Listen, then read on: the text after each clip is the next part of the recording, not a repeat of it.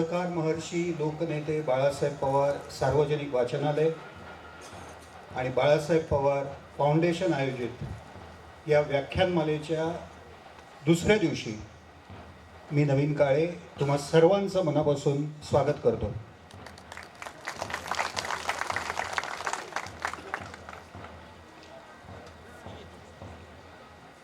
आत्ता साधारण 11:15 वाजलेत आणि मी तुम्हाला खात्री देतो की बरोबर 1 तासाने म्हणजे साधारण 12:45 ह्या व्यक्तीबरोबर तुम्हाला सेल्फी काढावा असं वाटेल. हे माझं वाक्य लिहून ठेवा.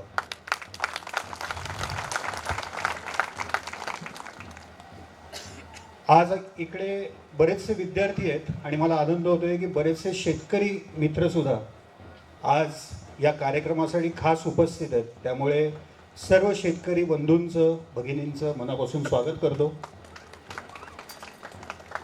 राहुल रसाळ यांना बोलतं करण्यापूर्वी तुमच्यासमोर काही आकडे तुमच्यासमोर मांडू इच्छितो आणि मग त्या आकड्यांच्या पार्श्वभूमीवर राहुल रसाळ यांचं इकडे येणं आणि तुमच्याबरोबर संवाद साधणं हे का महत्त्वाचं आहे हे तुम्हाला कळणार आहे. आत्ता जी माहिती आपल्याकडे अवेलेबल आहे त्या माहितीप्रमाणे साधारण 45 ते 50% भारताची लोकसंख्या ही शेतीवर अवलंबून आहे. आपल्या भारताचं जे राष्ट्रीय उत्पन्न आहे ज्याला आपण GDP असं म्हणतो, त्या GDP पैकी फक्त 15% हे आपल्या शेती उत्पन्नामधून येतं. आपल्या शेतकऱ्याचं ॲव्हरेज शेतकऱ्याचं जर का मासिक उत्पन्न जर का या देशातलं काढलं तर ते फक्त 12,000 रुपये इतकं येतं. या शेतीमालाला त्याला मार्केटिंग नसेल किंवा इतर काही कारणं असतील, परंतु पुन्हा एकदा नीट हा आकडा आहे का, जवळजवळ 90,000 कोटी रुपयांचा शेतीमाल हा दरवर्षी वाया जातो. जवळजवळ 50% शेतकरी हे कर्जामध्ये बुडलेले आहेत आज. आणि सगळ्यात शेवटचा आकडा जो अतिशय दुर्दैवी आहे तो म्हणजे दरवर्षी 11 ते 12,000 शेतकरी आत्महत्या करत आहेत. ह्या सगळ्या काळ्या पार्श्वभूमीवर आज राहुल रसाळ आपल्यामध्ये उपस्थित आहेत, जे निघोज नावाच्या एका अशा जागी शेती करत आहेत की ज्या ठिकाणी ती जी जमीन आहे ती क्षारयुक्त जमीन आहे, त्या ठिकाणी पाणी कमी आहे. या दोन्ही गोष्टी या शेतीसाठी किती प्रतिकूल आहेत हे मी शेतकऱ्यांना सांगण्याची आवश्यकता नाही आहे. अशा ठिकाणी आज राहुल रसाळ एक अतिशय यशस्वी पद्धतीने शेती करत आहेत, जागतिक दर्जाची शेती करत आहेत. आणि इतकंच नाही तर त्यांच्या शेतीपैकी जवळजवळ 90% शेतीमाल हा एक्सपोर्ट केला जातो आहे. असे राहुल रसाळ आज तुमच्यामध्ये उपस्थित आहेत. मी सुरुवातीला काही प्रश्न विचारणार आहे आणि नंतर अर्थातच तुम्हालाही तुमचे प्रश्न विचारण्याची तुम्हाला संधी मिळणार आहे. मी तुम्हाला सर्वांना विनंती करतो की आजचा कार्यक्रम हा तुमच्यासाठी इतका उपयोगी आहे आणि आम्ही अतिशय विचारपूर्वक राहुल रसाळ यांना इकडे बोलवलेलं आहे. त्यामुळे त्यांचा प्रत्येक शब्द मन लावून लक्ष देऊन ऐका तर तुम्हाला या माणसाच्या कामाचं महत्त्व कळणार आहे. राहुल रसाळ यांना प्रश्न विचारण्यापूर्वी मी विनंती करतो की त्यांच्या कामाबद्दलचा एक छोटासा व्हिडिओ आम्ही तुमच्यासाठी बनवला आहे. तो आधी व्हिडिओ बघूया, त्यांचं काम समजून घेऊया आणि मग राहुल रसाळ यांच्याबरोबर गप्पा मारूया. शास्त्रज्ञाची उपमा द्यावी हेच कळत नाही. कारण ज्या माणसाच्या शेतात पावलोपावली अचंबित करणारे प्रयोग पाहायला मिळतात, जो माणूस एखाद्या पिकामागे एकरी 5 लाखांचा फायदा होत नसेल तर त्या पिकाची लागवडच करत नाही, आणि तरी सुद्धा ज्याच्या 90 एकर शेतांमध्ये द्राक्ष, पेरू, डाळिंब, कारलं, टोमॅटो, पपई आणि बक्कळ भाजीपाला फुलतो, अशा अवलियाला एक म्हणून विशेषण मी प्रश्न विचारणार आहे, पण त्याच्या आधी मला आत्ता जितके विद्यार्थी दिसत आहेत त्यापैकी किती जणांना शेती करावीशी वाटते पुढच्या आयुष्यात? त्यांनी हात वर करा. हे काका स्वतःला विद्यार्थी समजतात हे बघून मला इतका आनंद झाला आहे आत्ता. खूप छान छान. यामध्ये मुलीसुद्धा आहेत, तरी हा आकडा अजून कमी आहे. बघूया नंतर वाढतोय का. राहुल, थोडंसं तुमच्या बालपणाबद्दल सांगा. तुमच्या घरचं वातावरण कसं होतं? घरी शेती होती का? आणि त्यावेळेला तुम्ही जी शेती बघत होतात ती कशी होती? थोडंसं सांगा. 2006 पासून पूर्ण 100% घरच्यांनी विश्वास टाकून, मग त्यावेळेस मी 9वी कंप्लीट झाली ती, जस्ट 10वीला ॲडमिशन होतं. त्यावेळेस पहिला पूर्ण कमर्शियल शेती म्हणजे पूर्ण 100% बघायला लागलो. आणि त्याच वेळेस माझे 10वीचे बोर्डाचे पण पेपर चालू होते आणि द्राक्ष हार्वेस्टिंग करायचो आणि हार्वेस्टिंग झाल्यानंतर पेपरला जायचो. बरं. आणि त्याच वर्षी 12 टन पर एकर द्राक्ष एक्सपोर्ट हा 2 जिल्ह्याचा, नाशिक आणि पुणे, म्हणजे आज द्राक्ष म्हणलं का नाशिकमध्ये आगार म्हणलं जातं, तर त्याचंसुद्धा रेकॉर्ड ब्रेक आपण 2006ला एक्सपोर्टमध्ये केलं होतं, 12 टन पर एकर एक्सपोर्टसाठी. आणि त्यावेळेस माझे 10वीचे एक्झाम चालल्या होत्या. तरीसुद्धा एवढा हायेस्ट यील्ड त्यावेळेस 85 रुपये किलोचे दर मला भेटले होते त्यावेळेस. आणि मेन आणि त्यावेळेस मला पुण्यामध्ये द्राक्ष संशोधन केंद्राने पहिला अवॉर्ड मला तो भेटला. तिथून पुढं मी म्हणजे शेती ही पूर्ण 100% कमर्शियलच करायची असं ठरवलं. 10वीत असतानाच अवॉर्ड मिळाला? हो, 10वीत असताना पहिला क्या award बात. भेटला होता. आणि त्याच्या अगोदर म्हणजे 6वी-7वीपासून शेती करत होतो, पण पूर्ण घरच्यांनी 100% विसंबून म्हणजे काय डिसिजन घ्यायची, कुठले पिकं करायचे, काय करायचे. त्यावेळेस 18 एकर शेती होती आणि त्यामध्ये 2 एकर द्राक्षे, 2 एकर डाळिंब, बाकी त्यावेळेस ऊस असायचा 2-3 एकर आणि बाकी मग भाजीपाला राहायचा. हे सगळं क्षेत्र बघता बघता मग नंतर क्षेत्र जवळपास मग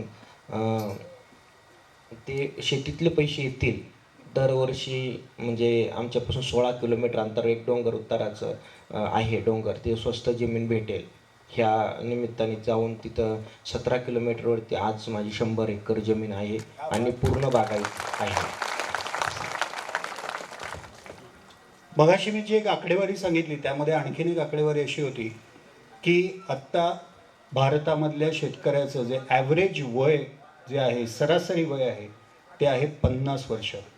याचा अर्थ असा आहे की तरुण माणसं शेतीकडे वळत नाही आहेत. आणि अशा पार्श्वभूमीवर राहुल रसाळ नावाचा एक 10वीतला मुलगा शेती पाहतो, शेतीमधलं ती जी समृद्धी आहे त्याचं त्याला आकर्षण वाटतं आणि तो त्याकडे वळतो.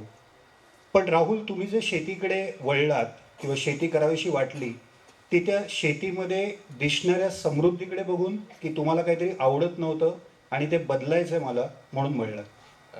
त्यावेळेस म्हणजे वडिलांनी 1 एकर द्राक्ष लागवड केली ती अगोदर.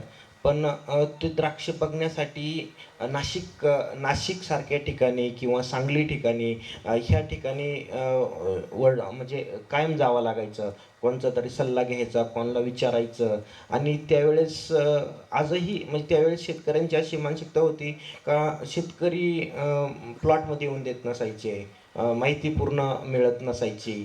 आणि नंतर मग म्हणजे बाकीच्या ठिकाणी आपण मार्गदर्शन घ्यायला जातो तर आपल्याला 2-2 तास वेटिंग करावं लागते किंवा बाकीचे वेगळे उत्तर भेटतात का. मग म्हणून आपण सुद्धा अशी टेक्नॉलॉजी डेव्हलप करून अशी शेती करायची का बाकीच्यांना पण आज त्याचा फायदा झाला पाहिजे. आणि स्वतः पण आपण नवीन नवीन व्हरायटीज आणून आपण त्या पद्धतीने शेती केली. शेती करताना मग एका पिकावरती डिपेंड नाही. माझ्या लाईफमध्ये मी 4 प्रकारच्या नैसर्गिक आपत्ती फेस केल्या आहे. कारण आज आपण सगळ्यात जास्त नुकसान होती ही शेतीतली ही नैसर्गिक आपत्तीमुळे होती. मग तिथून पुढं ती एक सवय लागत गेली आणि तिथून पुढं एक डेअरिंग आली का आपण ते करू शकतो, नैसर्गिक आपत्तीला सुद्धा फेस करू शकतो. मग आज त्यावेळेस 1 एकर सोनाका व्हरायटी होती. आज जवळपास 22 एकर क्रिम्सन सीडलेस ही एक्सपोर्टचीच व्हरायटी आहे रेड कलरची. मेजरली रेड कलरची द्राक्ष भारतात खाल्ली जात नाही. एक तर ब्लॅक आणि व्हाईट हे 2च प्रकारची द्राक्ष आपल्या बघितली जातात. पण रेड कलरमध्ये तिची सेल्फ लाईफ कीपिंग क्वालिटी युरोपसारख्या ठिकाणी चांगली आहे. त्याच्यामुळं त्या व्हरायटीज आम्ही गेले 10 वर्ष 12 वर्षापासून रिसर्च करत आणून ते आम्ही डेव्हलप केले आहे. आत्ता जी तुम्ही व्हाईट व्हरायटी सांगितली ती सगळ्यांच्या माहितीसाठी, जे आपण हिरवं द्राक्ष बघतो त्याला आपण हो, त्याला व्हाईट white असं म्हणतो. म्हणतो, बरोबर? बरोबर. आत्ता तुम्ही सांगितलं की 4 आपत्तींचा तुम्ही सामना केलात. मगाशी मी काही आकडेवारी सांगितली आणि जी अतिशय दुर्दैवी अशी आकडेवारी आहे. भारत हा कृषीप्रधान देश आहे असं आपण सगळेजण आपल्या पुस्तकात वाचत आलो आहे, पण जी आकडेवारी आहे ती अतिशय दुर्दैवी आहे. त्याचं काय कारण असेल असं तुम्ही ज्या वेळेला तुम्ही या सगळ्याचा अभ्यास करत होतात विद्यार्थी म्हणून आणि एक शेतकरी म्हणून, तेव्हा काय तुम्हाला कारणं वाटली ती आधी तुम्ही सांगा आणि मग आपण तुमच्या कामाकडे वळूया. मेजर सगळ्यात महत्त्वाचे शेतीमधली नुकसान काय आहे का शेतीमध्ये प्रत्येक दिवशी खर्च आहे आणि पैसे द्यावा लागतात, लेबरला द्यावा लागतात, औषध दुकानाला द्यावा लागतात. प्रत्येक खर्च हा प्रत्येक दिवशी. आणि आपण प्रत्येक पिकं पाहिली का ती वर्षातून एकदाच पैसे येतात. वर्षभर पैसे घालायचे, कुठून तरी सावकाराकडून घ्यायचे आणि त्याचे व्याज वाढत जाणार किंवा ह्या गोष्टी चेंज होत जाणार. तर ही म्हणजे आपण तो अर्थरचना करतो किंवा ते क्रॉप प्लॅनिंग करतो, तिथं चूक मला पहिल्यांदा मी त्यावेळेस शेती करायला लागलो त्यावेळेस वाटली. त्यावेळेस माझ्या 4-5 लेबर राहायचे आणि आज त्यांना आठवड्याला त्यावेळेस 4-5 हजार रुपये पगार मला आमच्या आठवडे बाजाराच्या दिवशी त्यांना द्यावा लागायचा. मग अडचणी ते होतात, द्राक्षाचे पैसे 1 वर्षाने यायचे आणि तोपर्यंत खर्च डेली राहायचा.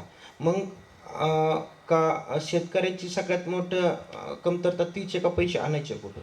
मग ह्या 20 एकरमध्ये मी त्याच्यात पहिले 2 महिने टोमॅटो चालू राहिले पाहिजे असं क्रॉप पॅटर्न केला. त्याच्यानंतर ढोबळी मिरची, त्याच्यानंतर द्राक्षे, मग डाळिंब. वर्षभर रुटीन राहिले पाहिजे आणि प्रत्येक आठवड्याला कमीत कमी लेबरचे आणि औषधाचे पैसे जातील असे क्रॉप पॅटर्न मी 2006ला डेव्हलप केला आणि आजपर्यंत तोच क्रॉप पॅटर्न माझा डेव्हलप आहे. त्याच्याबरोबर दुसऱ्या अडचणी अशा होतात का लेबर आपल्याला सिजनेबल लेबर भेटत नाही.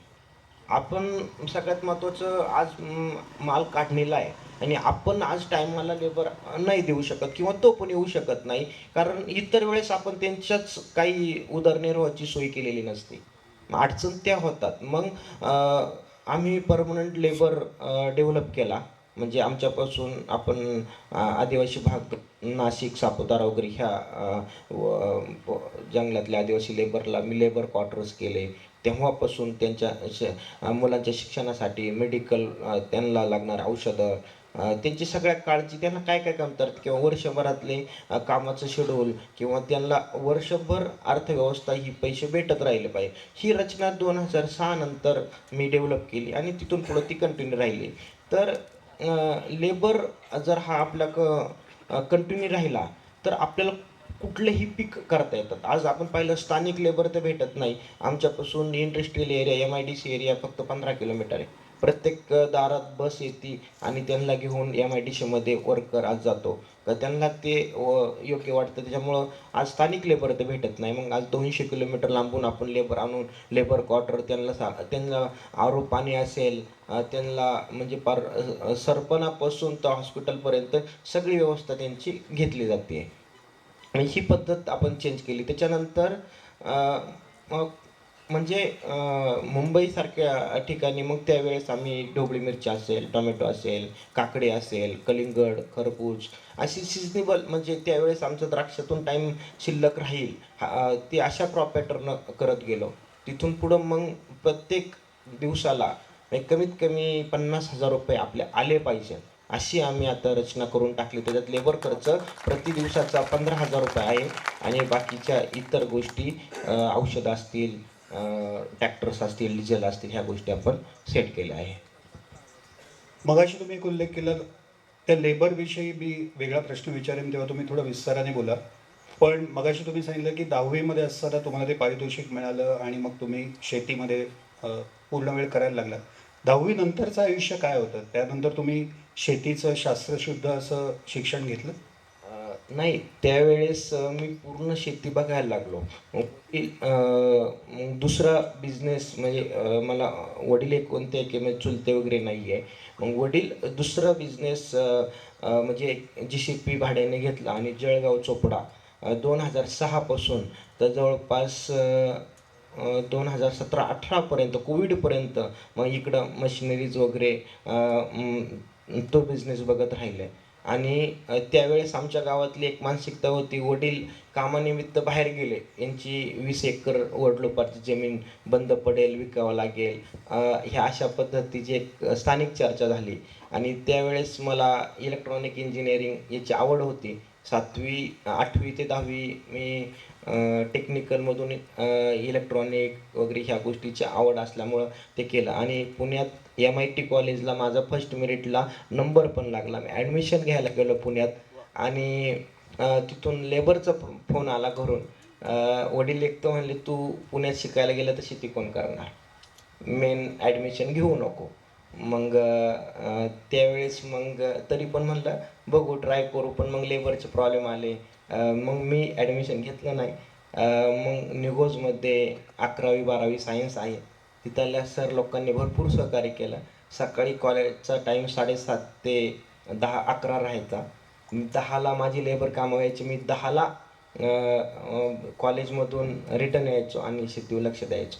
पण तसं 11वी-12वी सायन्स मी पूर्ण केलं आणि चांगल्या मार्काने पास झालो. नंतर मग मी नारायणगावमध्ये पुणे जिल्ह्यातले तिथं BSc हॉर्टिकल्चरला ॲडमिशन घेतलं. तिथले सुद्धा प्रोफेसर चांगले असल्यामुळं मी आठवड्यातून 2-3 दिवस कॉलेज करायचो अपडाऊन बाईकवरती आणि इतर वेळेस शेती करायचो. तर ह्या अशा पद्धतीने माझं सगळं शिक्षण शेती करता करता मेन प्राधान्य शेतीला दिलं आणि तिथून पुढं हे राहिलं. मग त्याच्यानंतर माझा बारका भाऊ सिव्हिल बी झाला. माझ्यापेक्षा छोटी बहीण पुण्यात CA झाली आणि माझी मोठी बहीण ती D.Pharm होऊन आज पुण्यामध्ये स्वतःचं मेडिकल शॉप आहे. हे म्हणजे मी शेती करून बाकीच्यांचे शिक्षण पूर्ण केले आणि मी पण BSc हॉर्टिकल्चर हे पूर्ण झालं. म्हणजे या अशा माध्यमातून मग तिथून पुढं हे आवड दरवर्षी नवीन नवीन क्रॉप म्हणजे तेव्हापासून आजपर्यंत कमीत कमी आठवड्यातून 20 ते 25 शेतकरी व्हिजिट देत असतात. तेव्हापासून आत्तापर्यंत नवीन नवीन शेतकरी बाहेरच्या राज्यातले काही इंटरनॅशनल संस्था व्हिजिट करत असतात. तर अशा पद्धतीने आज कॉलेज करता करता मी शेती हे केली. एक थोडासा वेगळा प्रश्न विचारतो की आत्ता तुम्ही सांगितलं मी शेतीचं शिक्षण घेतलं. जेव्हा तुम्ही शेती करता तेव्हा त्या शिक्षणातलं काय उपयोगी पडतं आणि काय असं वाटतं की हे प्रॅक्टिकल आयुष्यातूनच येऊ शकतं? नाही, आज त्याच वेळेस आमचे तिथले शिक्षक लोक होते. त्याच्यात नामांकित शिक्षक होते भीमराव भुजबळ, डॉक्टर भीमराव भुजबळ. आज बऱ्याचशा युनिव्हर्सिटीमध्ये त्यांनी पुस्तकं लिहिली शेती संबंधात. यशवंतराव चव्हाण असेल किंवा राहुरी विद्यापीठातली बऱ्याचशा पुस्तकं त्यांनी लिहिली. त्यावेळेस ते माझं शेती करता करता असल्यामुळं प्रत्येक सर लोक माझ्या शेतावर यायचे म्हणजे यायचे. महिन्यातून 2 महिन्यातून मी शेतीत करत असणार. त्यावेळेस मग ते मला तिथं प्रॅक्टिकल सांगायचे का तू अशा पद्धतीने पाणदेठ परीक्षण कर, हे कर. मग 2000 पाण्याचं शॉर्टेज सबसर्फेस ड्रीप मी 2006ला केली, अंडरग्राऊंड ड्रीप. तर त्यावेळेस त्यांनी सांगितलं तू केली याचं प्रॉनसाठी खरंच हे सायंटिफिक आहे का? मग त्यावेळेस त्याच्या झाडाचे पानाचे पानदेठ परीक्षण आणि कम्पेअर टू दुसऱ्या झाडाचे पानाचे लिप ॲनालिसिस हे आपण केल्यानंतर त्यावेळेस आम्ही मग शाळेत सबमिशन करायचो, सरांना दाखवायचो. मग आज त्या पद्धतीने त्यावेळेचा सिलेबस हा 1991चा होता. मग त्यावेळेस क्लोरोपायरिफॉस, एंडोसल्फान ही अशी औषधं होती आणि आज तो माझा शेतीतला नवीन नवीन औषधं होती. याच्यामध्ये जवळपास 3 जनरेशनचा गॅप होता. पण मला एक्झामसाठी तीच औषधं लिहावं लागायची, पण शेतामध्ये मी त्याचा वापर कधीच केला नाही. मला कमी प्यायचं आहे, म्हणजे त्याचा रेसिड्यू पिरियड 10 दिवस, 15 दिवस, किंवा बायोलॉजिकल किंवा झाईम एक्स्ट्रॅक्ट, ही अशी टेक्नॉलॉजी औषधं मला वापरावं लागायची. पण ऑलरेडी लिहिण्यासाठी एक्झामसाठी तर ते लिहावं लागायचे. म्हणजे अशा दोन्हींचे समतोल राखता राखता मी हे आज ते करता करता शेती हे केलं. तुम्ही आत्ता ही जी नावं घेताय ही थोडीशी हळू घ्या, कारण आमच्या ते डोक्यावरून जातील. तर त्यामुळे ती हळूहळू आम्हाला सांगा, कारण हे तुमचं रोजचं काम आहे. या सगळ्यांचं ते रोजचं काम नाही आहे.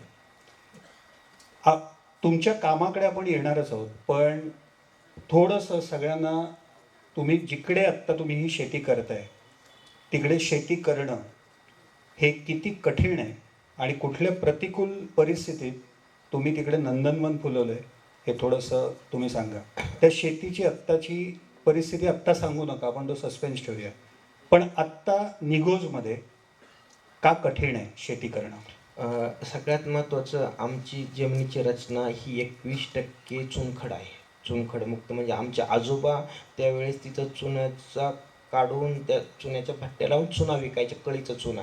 म्हणजे अशी आमची जमीन आहे का तिथं आमचे अगोदरचे आजोबा असतील, ते चुना खोदायचे, ते जी भट्टी लावायची आणि तो कळीचा चुना मग आपण कलर द्यायला विकायचो. म्हणजे विकत घेतो कलर, जुन्या घरांना कलर देण्यासाठी. तो कळीचा चुनाच्या तिथं आहे. म्हणजे आपण जर पाहिलं, कॅल्शियम हा शेतीमधला किंवा केमिस्ट्रीमधला सगळ्यात कॉम्प्लिकेशन ॲटम, का तो कशाच मिक्स होऊ शकत नाही. त्याचा pH हा सगळ्यात हायर आहे. आणि तिथूनपासून आम्ही एकतर चुनखड जास्त होती.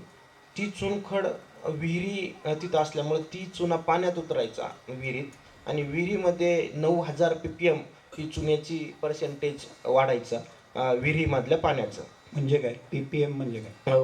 पार्ट पर मिलियन. म्हणजे एका आपण जर त्याचे ॲनालिसिस केलं तर त्याची लेवल ही 1000 ppm पाहिजे, आणि ती 9,000 ppm, म्हणजे 90% ही चुना जास्त आहे.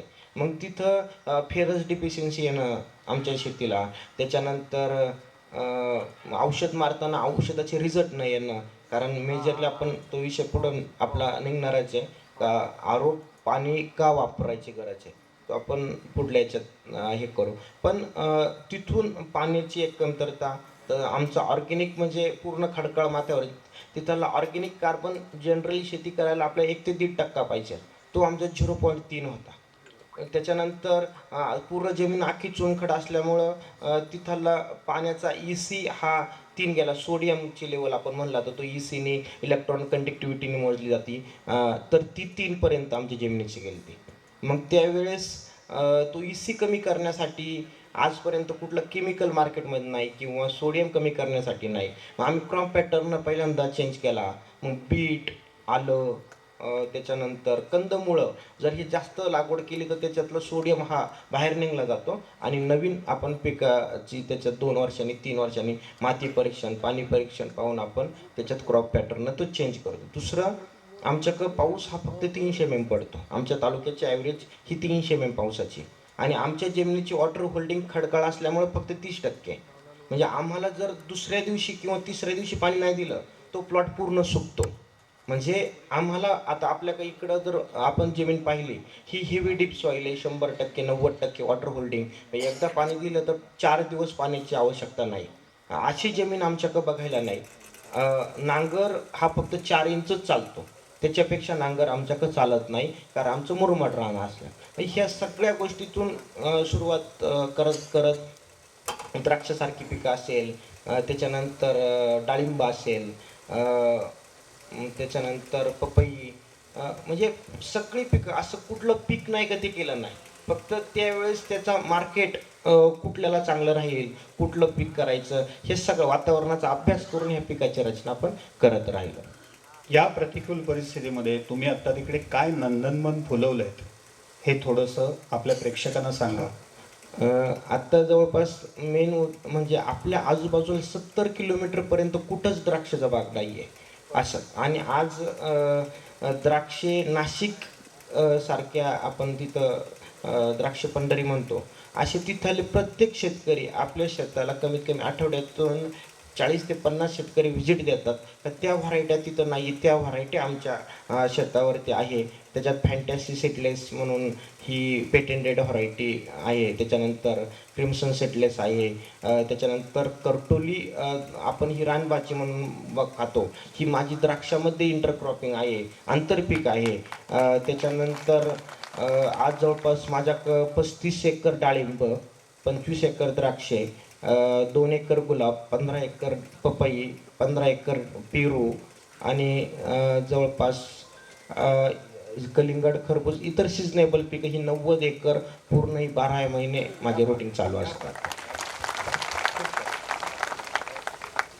मगाशी आम्ही जेव्हा कॉलेजच्या इकडे गेलो त्या ठिकाणी अतिशय प्रेमाने एका शेतकऱ्याची तिकडे काही मुलींनी रांगोळी काढलेली होती. ती खूप छान रांगोळी काढलेली आणि त्यांचा कुठलाही अनादर न करता फक्त एवढंच सांगावं असं वाटतं की त्या ठिकाणी त्या शेतकऱ्याच्या बाजूला ऊस काढलेले होते.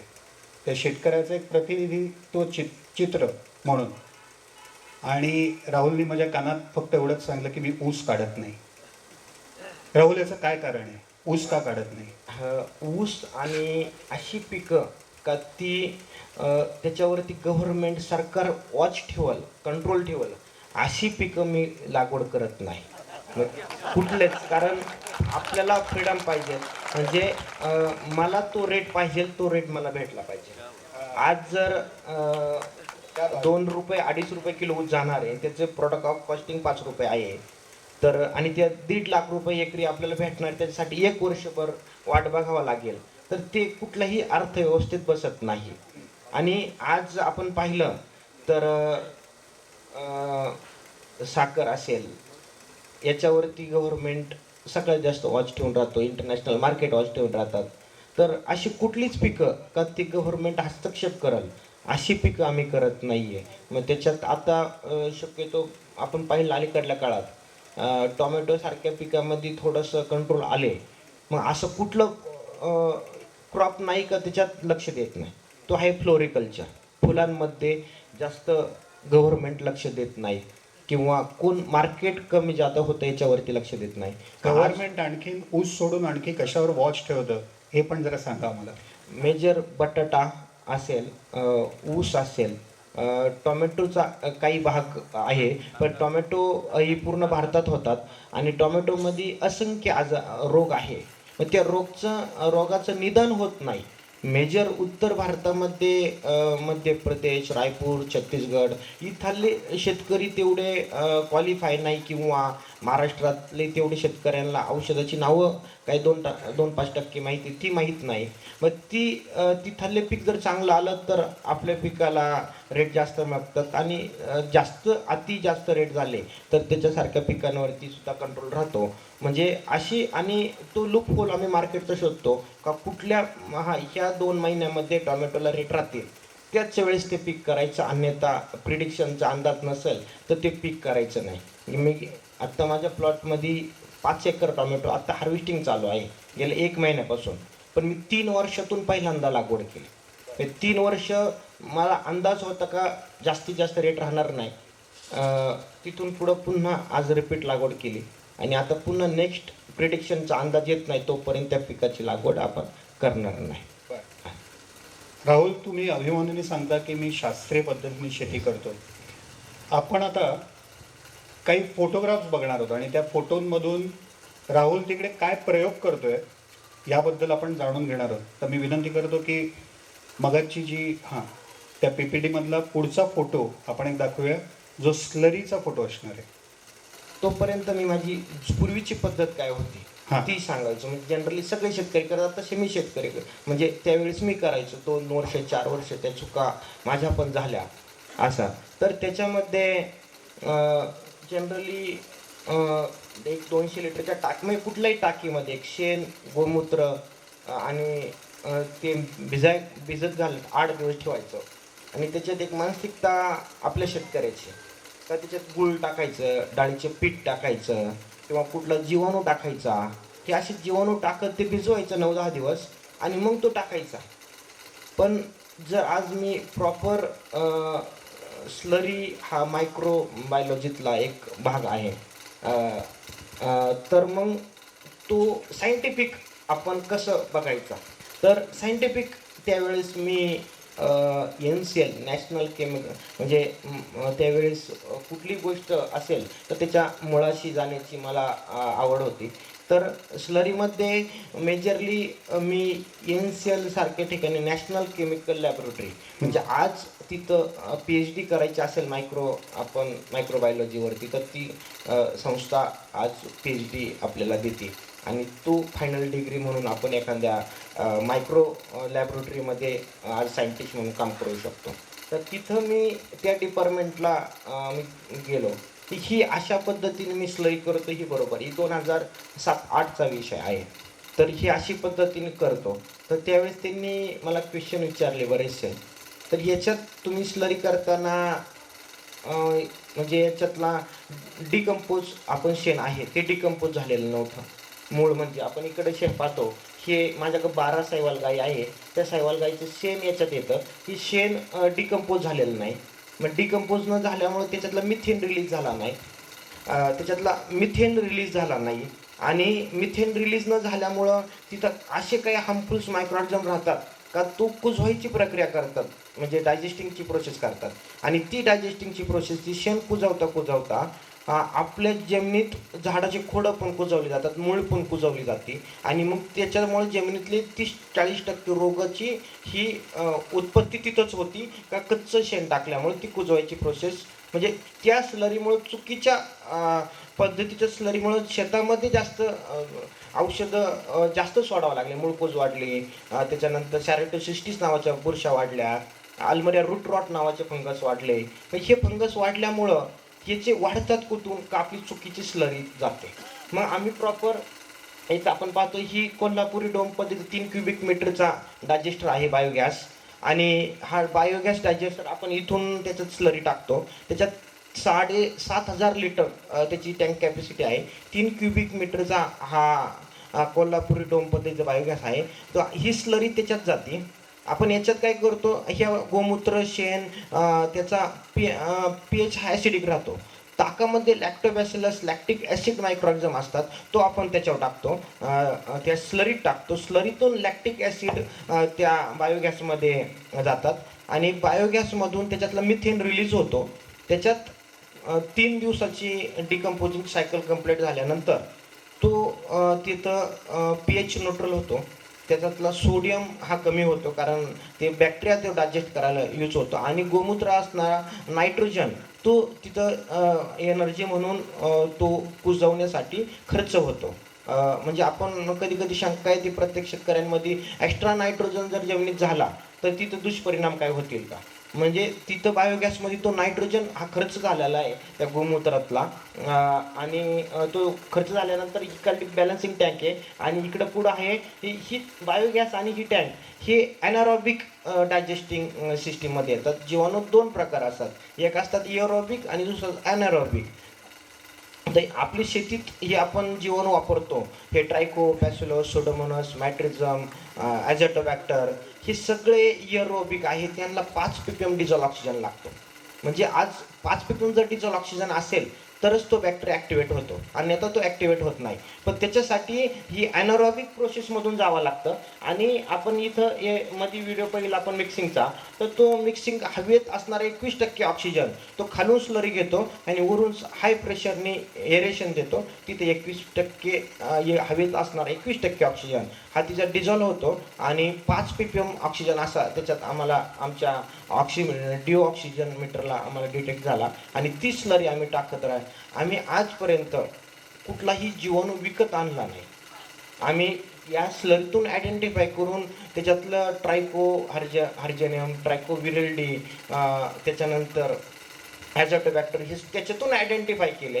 म्हणजे आज आम्ही NCLला पत्रव्यवहार करतो का तुमच्याकडे ते लोक स्टुडंटला PhD करायची, त्याच्यासाठी आमची जमीन आम्ही फ्री ऑफ कॉस्ट त्यांना देतो, आणि तुम्ही आमच्या शेतात येऊन PhD करायला कुठलाही ट्रायल घ्यायला काय हरकत नाही, आणि फ्री ऑफ कॉस्ट. आज विद्यापीठामध्ये त्यांना 1 ते 1.5 लाख रुपये प्लॉटचे दिले जातात, आणि आम्ही ती फ्री ऑफ कॉस्ट देतो. त्या माध्यमातून तो कुठल्या प्रकारचं आहे, त्याची स्पेसिस कोणती आहे, त्याची स्ट्रेंथ काय आहे, त्याचं आमच्या शेतीतली ती इफिशियन्सी किती टक्के वाढली, तर हे आम्ही त्यांच्या माध्यमातून शिकतो आणि तसे प्रयोग आमचे चालू राहतो. म्हणजे सिम्पल दिसती स्लरी, पण याच्या मागे एक 15 वर्षाचा इतिहास आहे आणि आतापर्यंत कमी 4 ते 5 वर्ष म्हणजे स्टुडंटनी त्याच्यावरती PhD कंप्लीट केलेली आहे. मगाशी तुम्ही PhDचा आत्ता उल्लेख केलात, अशा किती मुलांनी PhD केले? आतापर्यंत 4 कंप्लीट झाले आणि 4 ऑलरेडी वर्किंगमध्ये आहे. मी 8 पोरांची PhD ह्या फक्त एका युनिटवरती झालेले आहे. वा.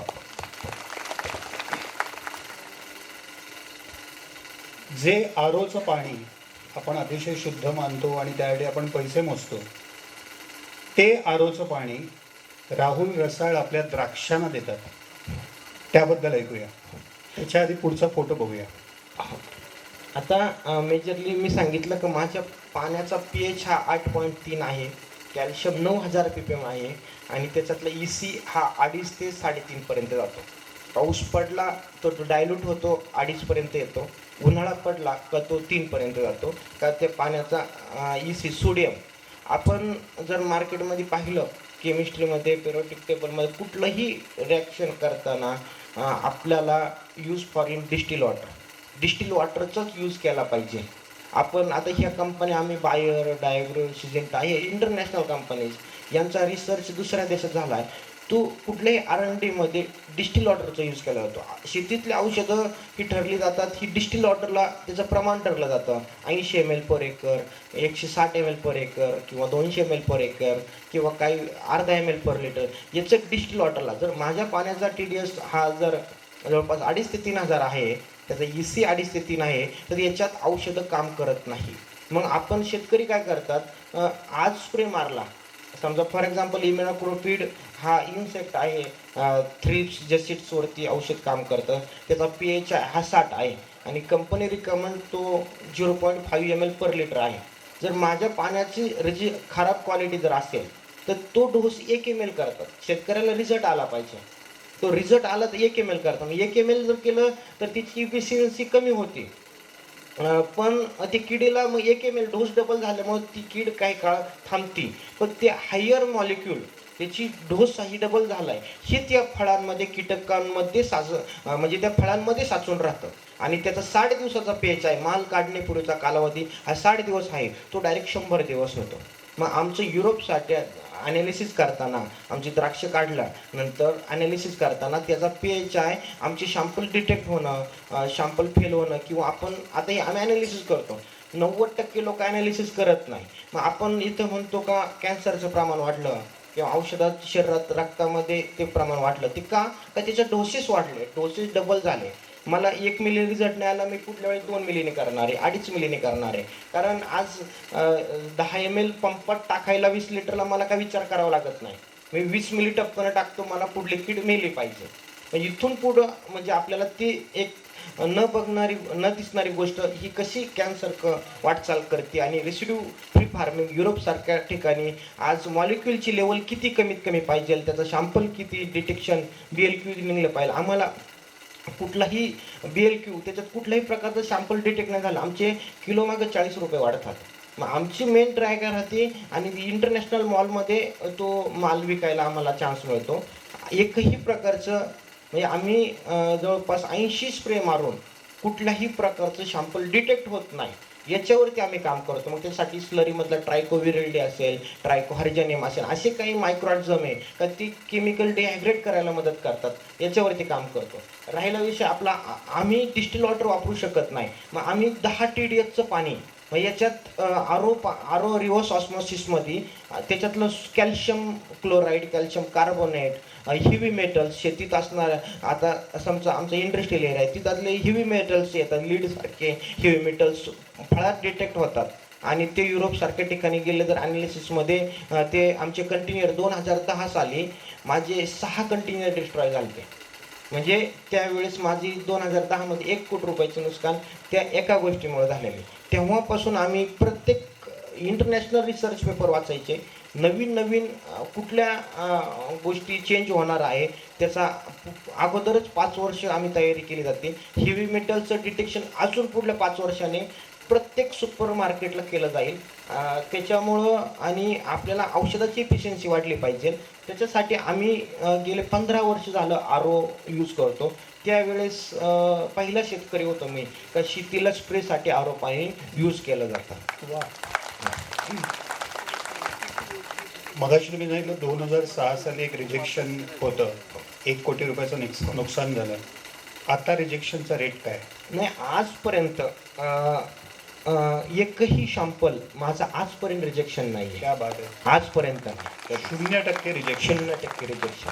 आणि आमच्याकडं रिपीट तेच बायर एक्सपोर्टर आहे.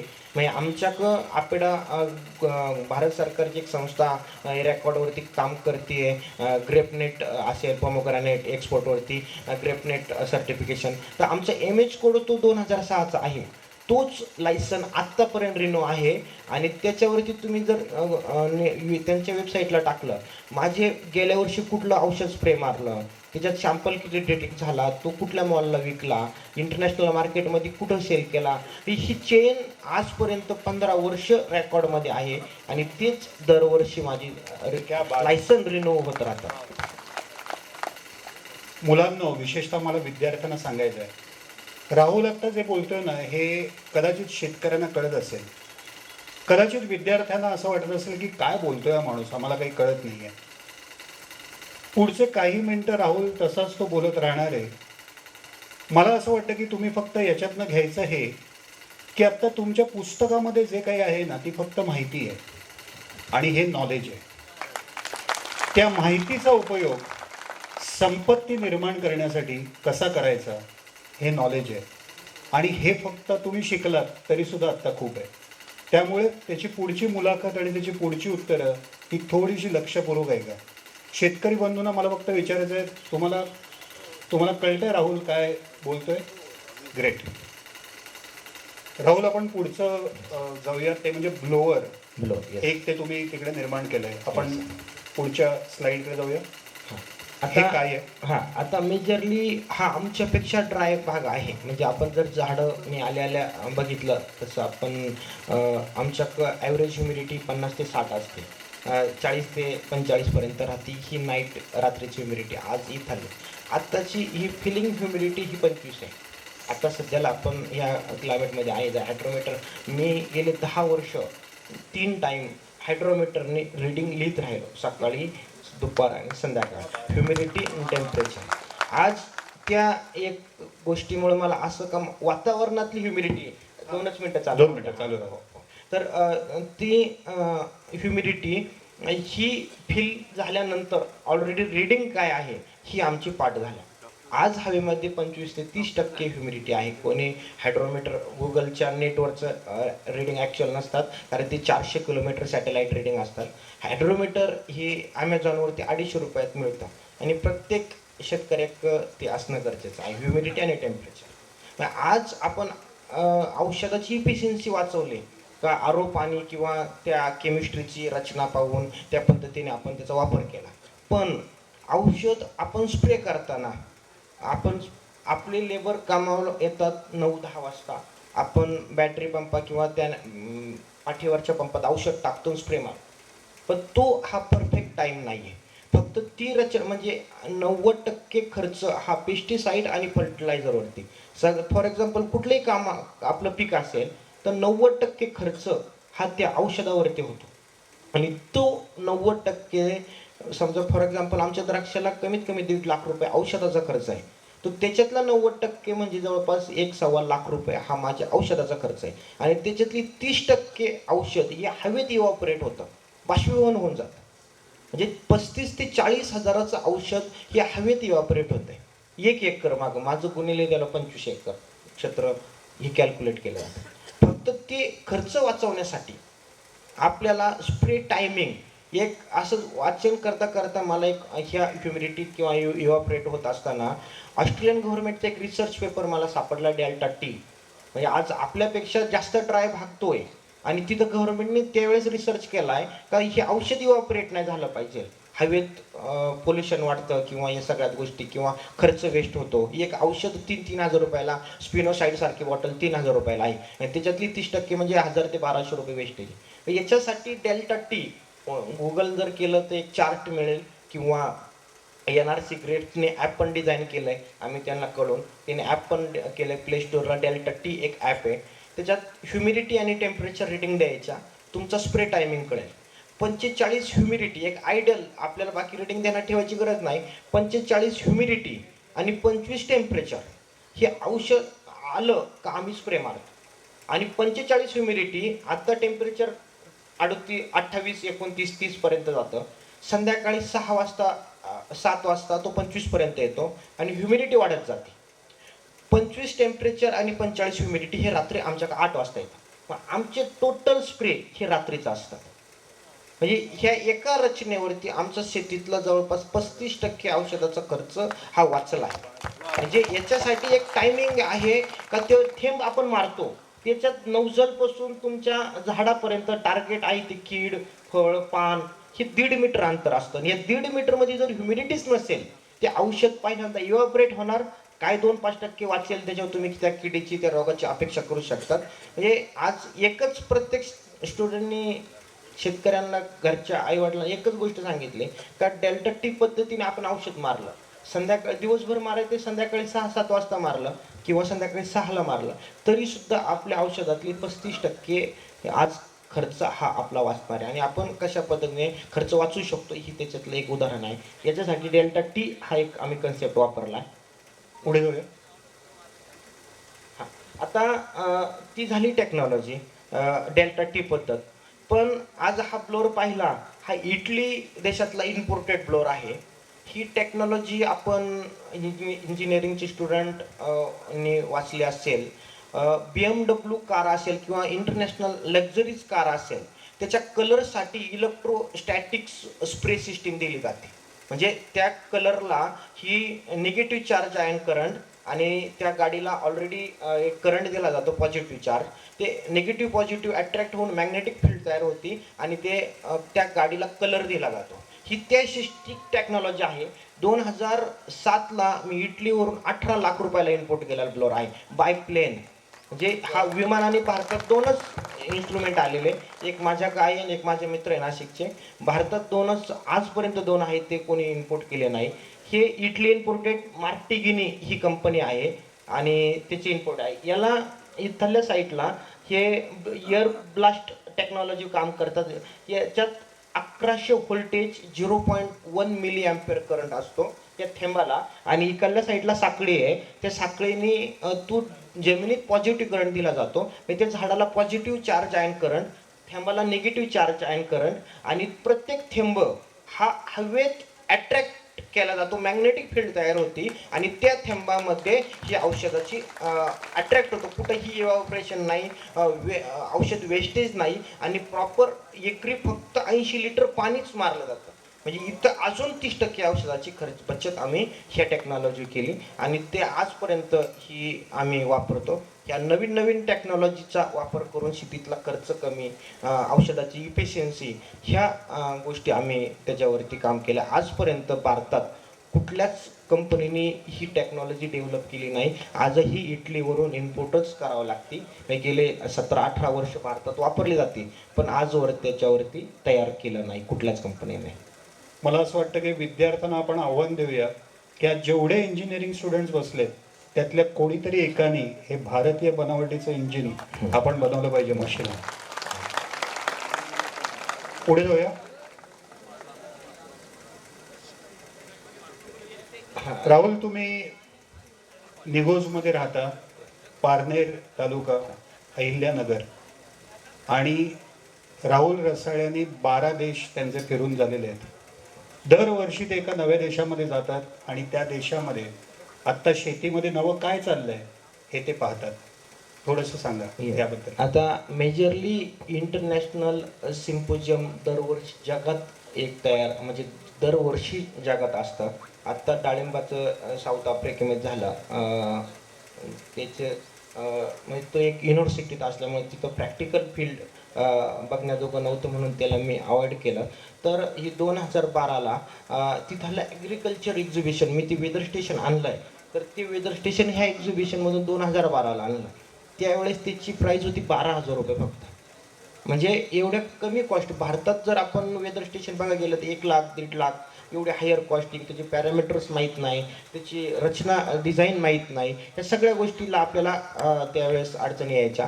मग त्यावेळेस ही माझी पहिली इंटरनॅशनल टूर होती.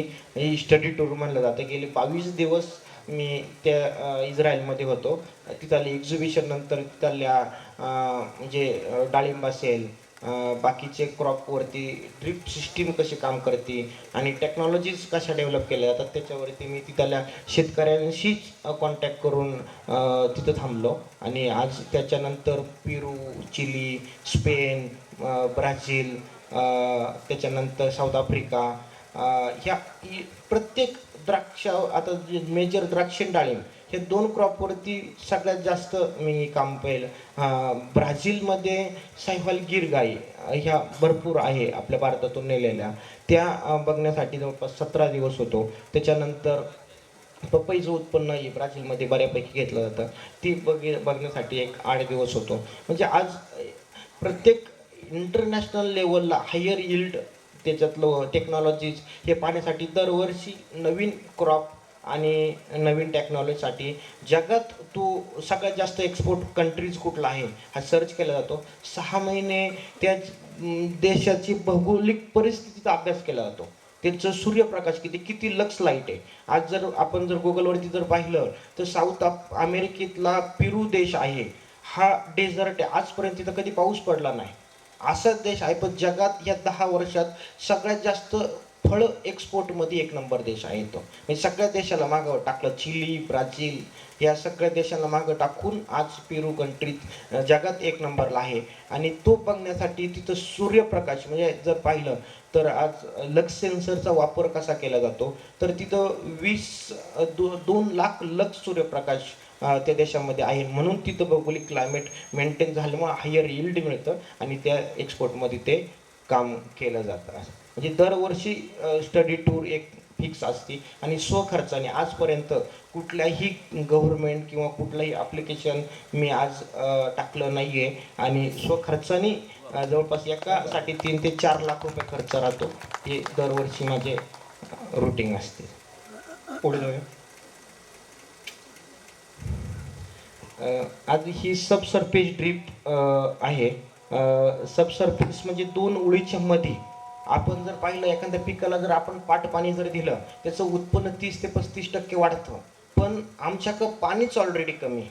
आमच्याकडं 50,000 लिटर ह्या निगोजच्या 22 एकर पीक आहे ते, तिथं फक्त 50,000 लिटर मला पर डे पाणी आहे 3 विहिरीन मिळून. या 50,000 लिटरमध्ये मी 22 एकर द्राक्षे एक्सपोर्ट क्वालिटी तयार करतो. मग ह्याच्यात माझा पाणी फ्लडिंग केलं तर उत्पन्न मिळतं. पण आपण बेडवरती डबल ड्रिप ठेवायचो आणि मधली रूट झोन ही ड्राय राहायची. जून ते डिसेंबर पावसामध्ये ती ॲक्टिव्ह व्हायची आणि त्याच्यानंतर ती ड्राय व्हायची. जर मुळी ही ड्राय जर झाली तर तिथं एक झाडातली एक मुळी जर स्पेसिफिक एक भागात असती, ती जर ड्राय झाली तिथं खोड पोखरणारा भुंगा हा अट्रॅक्ट करतो आणि त्याच्यातून पिनबोरर किंवा आळी ही इनलेट होती आणि तो झाड पोखरायला सुरुवात करतो. मग ती मुळी बंद होऊ नये म्हणून किंवा मधलं पाणी ॲक्टिव्ह राहण्यासाठी ही आम्ही 12 इंच खोल ही अशी सबसर्फेस अंडरग्राऊंड केली. हिचं आमचं बेडवरची ड्रीप आहे 9,900 litre per acre per hour discharge आणि मधल्या ड्रीपचं आहे 3,300 लिटर. 1 एकरला फक्त 3,300 लिटर पाणी मी देऊन माझी एक्सपोर्ट क्वालिटी द्राक्ष ही तयार होतात. आणि हा एक इंटरनॅशनल वॉटर मॅनेजमेंट इन्स्टिट्यूट ही इंटरनॅशनल इन्स्टिट्यूट त्या सायंटिस्टनी एक विद्यापीठात थ्रू रेफरन्स भेटला. राहुरी विद्यापीठात व्हिजिटला आलते आणि तिथल्या सायंटिस्ट लोकांनी सांगितलं कमीत पाण्यावरती आमच्या इथं एक शेतकरी आहे. त्यावेळेस विद्यापीठाचे काही सायंटिस्ट आणि त्या संस्थेचे सायंटिस्ट त्यांनी माझी ड्रीप बघितली, माझे जवळपास 4 एकरचे शेततळे बघितले, पाण्याची टेक्नॉलॉजी, आपल्या ओपन पॅन इव्हॅपोरोमीटर असतो बाष्पीभवन मोजण्यासाठी, माझ्याकडं अँटोमीटर म्हणजे इटी गेज इव्हॅपोरो ट्रान्सपिरेशन पाण्यातून होणारं ट्रान्सपिरेशन हे आम्ही मोजलं जातं. आणि हे सगळे टेक्नॉलॉजी पाहून त्या संस्थेने कॅपटाऊनमध्ये जगातला सगळ्यात मोठा दुष्काळ आहे तो तर तिथं प्रेझेंट करण्यासाठी मला माझी शेती ही प्रेझेंट करण्यासाठी त्यांनी मला 160 देशांमधचे प्रतिनिधी होते तिथं, आणि शेतकरी म्हणून मी भारतातला एकटा शेतकरी होतो मी. म्हणजे माझी त्यावेळेस द्राक्ष हार्वेस्टिंग होती, तरी सुद्धा 4 दिवस त्यांनी मला आग्रह केला. मी 4 दिवस जाऊन तिथं माझं प्रेझेंटेशन दिलं, ग्रुप डिस्कशन केलं, आणि ती टेक्नॉलॉजी आज पाण्याचा वापर किती कमी करायचा किंवा कुठं केला पाहिजे हे आपण तिथं दाखल, आणि ते जगातल्या रेफरन्सवरती त्यांनी आणलं, आणि ती टेक्नॉलॉजी आज जगात वापरली जाते इथून पुढल्या काळामध्ये. वा वा वा. राहुल, आता आपण कन्नडमध्ये आहोत. इकडे ग्रामीण भागामध्ये एक बऱ्याच जणांना असं एक न्यूनगंड असतो की मला इंग्रजी येत नाही किंवा मला इंग्रजी नीट बोलता येत नाही, आणि त्या न्यूनगंडामध्येच बरीचशी मुलं मागे मागे राहतात. तुम्हाला कधी हा न्यूनगंड आला? विशेषतः परदेशामधल्या पाहुण्यांशी बोलताना, तुमचं प्रेझेंटेशन करताना असं कधी वाटली, भीती वाटली? ब्राझीलमध्ये म्हणजे मेजरली प्रत्येक ठिकाणी आम्ही ग्रुप करतो किंवा 5-6 जण 7 जण एकत्र जातो. पण ब्राझीलमधला माझा 25 दिवसाची टूर होती, आणि माझे मित्र त्यावेळेस बरोबर होते. 17 तासाची फ्लाईट होती माझी. इथून दुबई 3 तास, तिथून 17 तास ब्राझीलचे. तर तिथं पोचल्यानंतर त्यांचे वडील एक्सपायर झाले. त्यांनी रिटर्न फ्लाईट केली आणि ते रिटर्न आले. मी ऑलरेडी 4 लाख रुपये गुंतवले होते. जर कुठले हॉटेल प्लॅनिंग, तिथले तो एक गाईड होता, त्याला $400 मी त्यावेळेस दिले, आणि अख्खा खर्च सोडून माझ्याकडे 2 पर्याय होते. एक तर अख्खा खर्च सोडायचा, रिटर्न जायचं, कारण नाहीतर मग आहे ते फेस करायचं. तर एकटा 25 दिवस ब्राझीलमध्ये मी राहिलो, आणि ब्राझीलचे 3 स्टेट हिलो. तिथली कॅपिटल पेट्रोलिना ही द्राक्षामध्ये मध्य अक्षरवृत्तावरचा देश आहे. ॲमेझॉन नदी तिथून जाते, आणि ॲमेझॉन जंगल आहे, याच्या चारी बाजूला शेती ही चांगली आहे.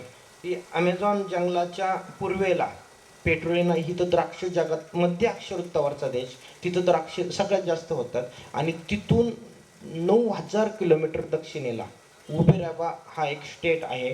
तिथं भारतातून 1910 साली साहिवाल गाई, गीर गाई ह्या तिथं नेल्या, आणि तिथं मला एक भेट झाली का इथले एक सायंटिस्ट तिथं ऑलरेडी कन्सल्टन्सी करतात त्या ब्रीडिंग संस्थेला, आणि तिथं त्यांनी मला सांगितलं चाललाय तर ते बघून ये. 15 दिवस मी त्याच्यासाठी थांबलो, आणि ते 3 स्टेट फिरलो. मला तोडकी मोडकी इंग्लिश बोललो तर त्यांना इंग्लिश येत नसायचे. ते तिथली पोर्तुगीज लँग्वेज बोलायचे, आणि त्यांना इंग्लिश येत नसायची, आणि मला तोडकी मोडकी इंग्लिश. आणि मी गुगल ट्रान्सलेटरच्या माध्यमातून त्यावेळेस 25 दिवस अख्खे पूर्ण चांगल्या पद्धतीने शेड्यूल, म्हणजे मला ती माहिती पाहिजे ती भेटले, आणि त्यांना सुद्धा सायंटिस्टला माझ्या शेतकऱ्यांना माझ्या काही त्या प्रॅक्टिकल सांगितले, ते पण एवढे सॅटिस्फाय झाले. आजपर्यंत व्हॉट्सअपच्या माध्यमातून आम्ही आजपर्यंत कनेक्ट आहोत. क्या बात. आणि म्हणजे कधीच मला तिथं इंग्लिशची अडचण येईल किंवा काय कधी काय आली नाही, कारण आज गुगल फक्त इंटरनेट पॅक ॲक्टिवेट करायचा, आणि तिथं हॉटेलमध्ये क्लिअर सांगितलं संध्याकाळी 6च्या नंतर हे बाहेर जायचं नाही. एवढा क्रिमिनल कंट्रीज असून सुद्धा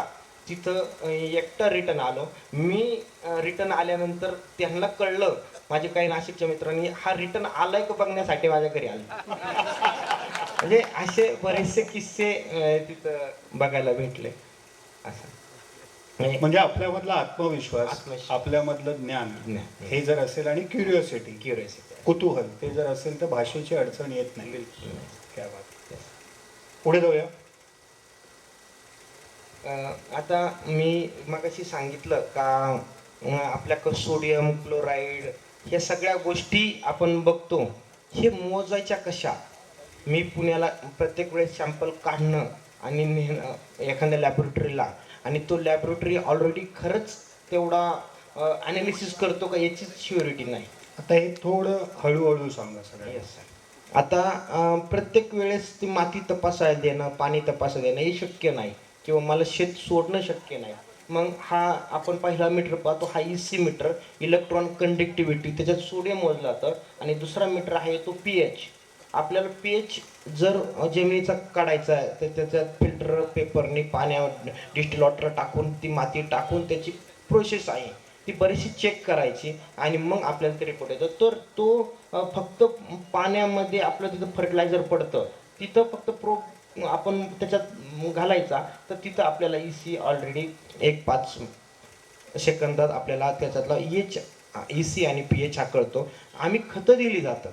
ही खतं म्हणजे आपल्याकडं बरेचसे शेतकऱ्यांकडे ड्रीप आहे. मेन गावाकडे पद्धत अशी सर 5 मिनिटात खत सोडून द्यायचं. मग 5 मिनिटात खत जर सोडलं त्याचा कुठलाही मुळीचा म्हणजे रूट झोन ॲक्सेप्ट करायचा ती सोडियम हा 1.5 ECच्या वरती जर गेलं सोडियम त्या जमिनीतला तर ते खत आपटेक होत नाही. आपण पाहिलं तर जमीन शार्पट राहते व्हाईट दिसतं ही खतच आहे. ही खतं आपण टाकत राहिलो आणि ती आपटेक झाली नाही आणि आपटेक न झाल्यामुळे पाऊस पडला तर ते आपटेक होतात किंवा वॉशआउट होऊन जातात धुवून जातात. म्हणून ती खतं सोडण्यासाठी एक म्हणजे सिस्टीम वापरली जाते. PPM म्हणजे 5 PPM 10 PPM पद्धतीने खतं दिली जातात किंवा आपण इस्रायल सिस्टीम म्हणतो ही EC कंट्रोलाइज फर्टिगेशन. तर EC कंट्रोल म्हणजे ते खत जाणारे हे स्टार्ट टू एंड म्हणजे आपण जर डॉक्टरकडे गेलो ना आपल्याला सलाईन लावायची वेळ आली तर सलाईन एक डिस्टिल वॉटर आहे ते आपल्याला दिलं जातं शिरामध्ये आणि त्याच्यात 1 mgचं एक बारीक इंजेक्शन त्याच्यात टाकलं जातं. मेन इंजेक्शनचा उद्देश राहतो ते डिस्टिल वॉटर पाणी निमित्त आहे त्याला आपल्या शरीरात आणणं. तो 1 mg 1 मिलीग्रॅमचं त्याच्यात टाकलं ते 2 तास डॉक्टर आपल्या शरीरात स्लो ऑब्झर्वेशनमध्ये येतात का ते पूर्ण म्हणजे आपल्या ब्लडमध्ये सर्क्युलेशन होऊन गेलं पाहिजे. त्या कन्सेप्टवरती ही EC सिस्टीम आहे. 200 लिटर पाण्यामध्ये फक्त 2 किलो टाकायचं आहे. माझे ड्रीप जर 3 तास जर 3 तास ड्रीप चालती तर 3 तास ते फर्टिगेशन चाललं पाहिजे. जर आपण खत 10 मिनिटात सोडलं त्याचा सोडियम हा 10 मिनिटात जातो तो मूळ रूट झोन ॲक्सेप्ट करत नाही तो हाही तसा साचून राहतो आणि ते रिझल्ट येत नाही. म्हणून ही टेक्नॉलॉजी एक सिंपल आहे म्हणजे तो प्रत्येक वेळेस प्रोब आपल्याला घेणं आवश्यकता नाही. ड्रीप पडते पाणी ते एकदा आपण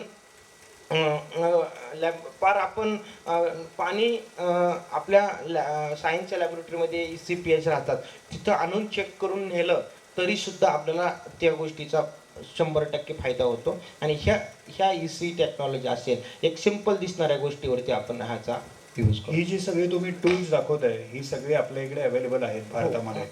नाही भारतामध्ये आहे पण हे इम्पोर्ट केले जातात. हे न्यूयॉर्कचे प्रॉडक्ट आहे. म्हणजे एक सेन्सर जवळपास 25,000 रुपयाचा आहे. म्हणजे असे ते कॉस्टली सेन्सर आहे आणि आज इम्पोर्ट केल्यानंतर आपल्याकडे अवेलेबल होतात. HM किंवा हाना ह्या इन्स्ट्रुमेंट कंपन्यांचे ते ऑलरेडी आहे पण अवेलेबल आहे. माझ्याकडे भरपूर वर्षापासून मी यूज करतो आणि फक्त कॅलिब्रेशन त्याची बफर सोल्युशनला कॅलिब्रेट करायचं आणि यूज करायचा त्याच्या मागं काही वेगळं सायन्स नाही. पुढे जाऊया.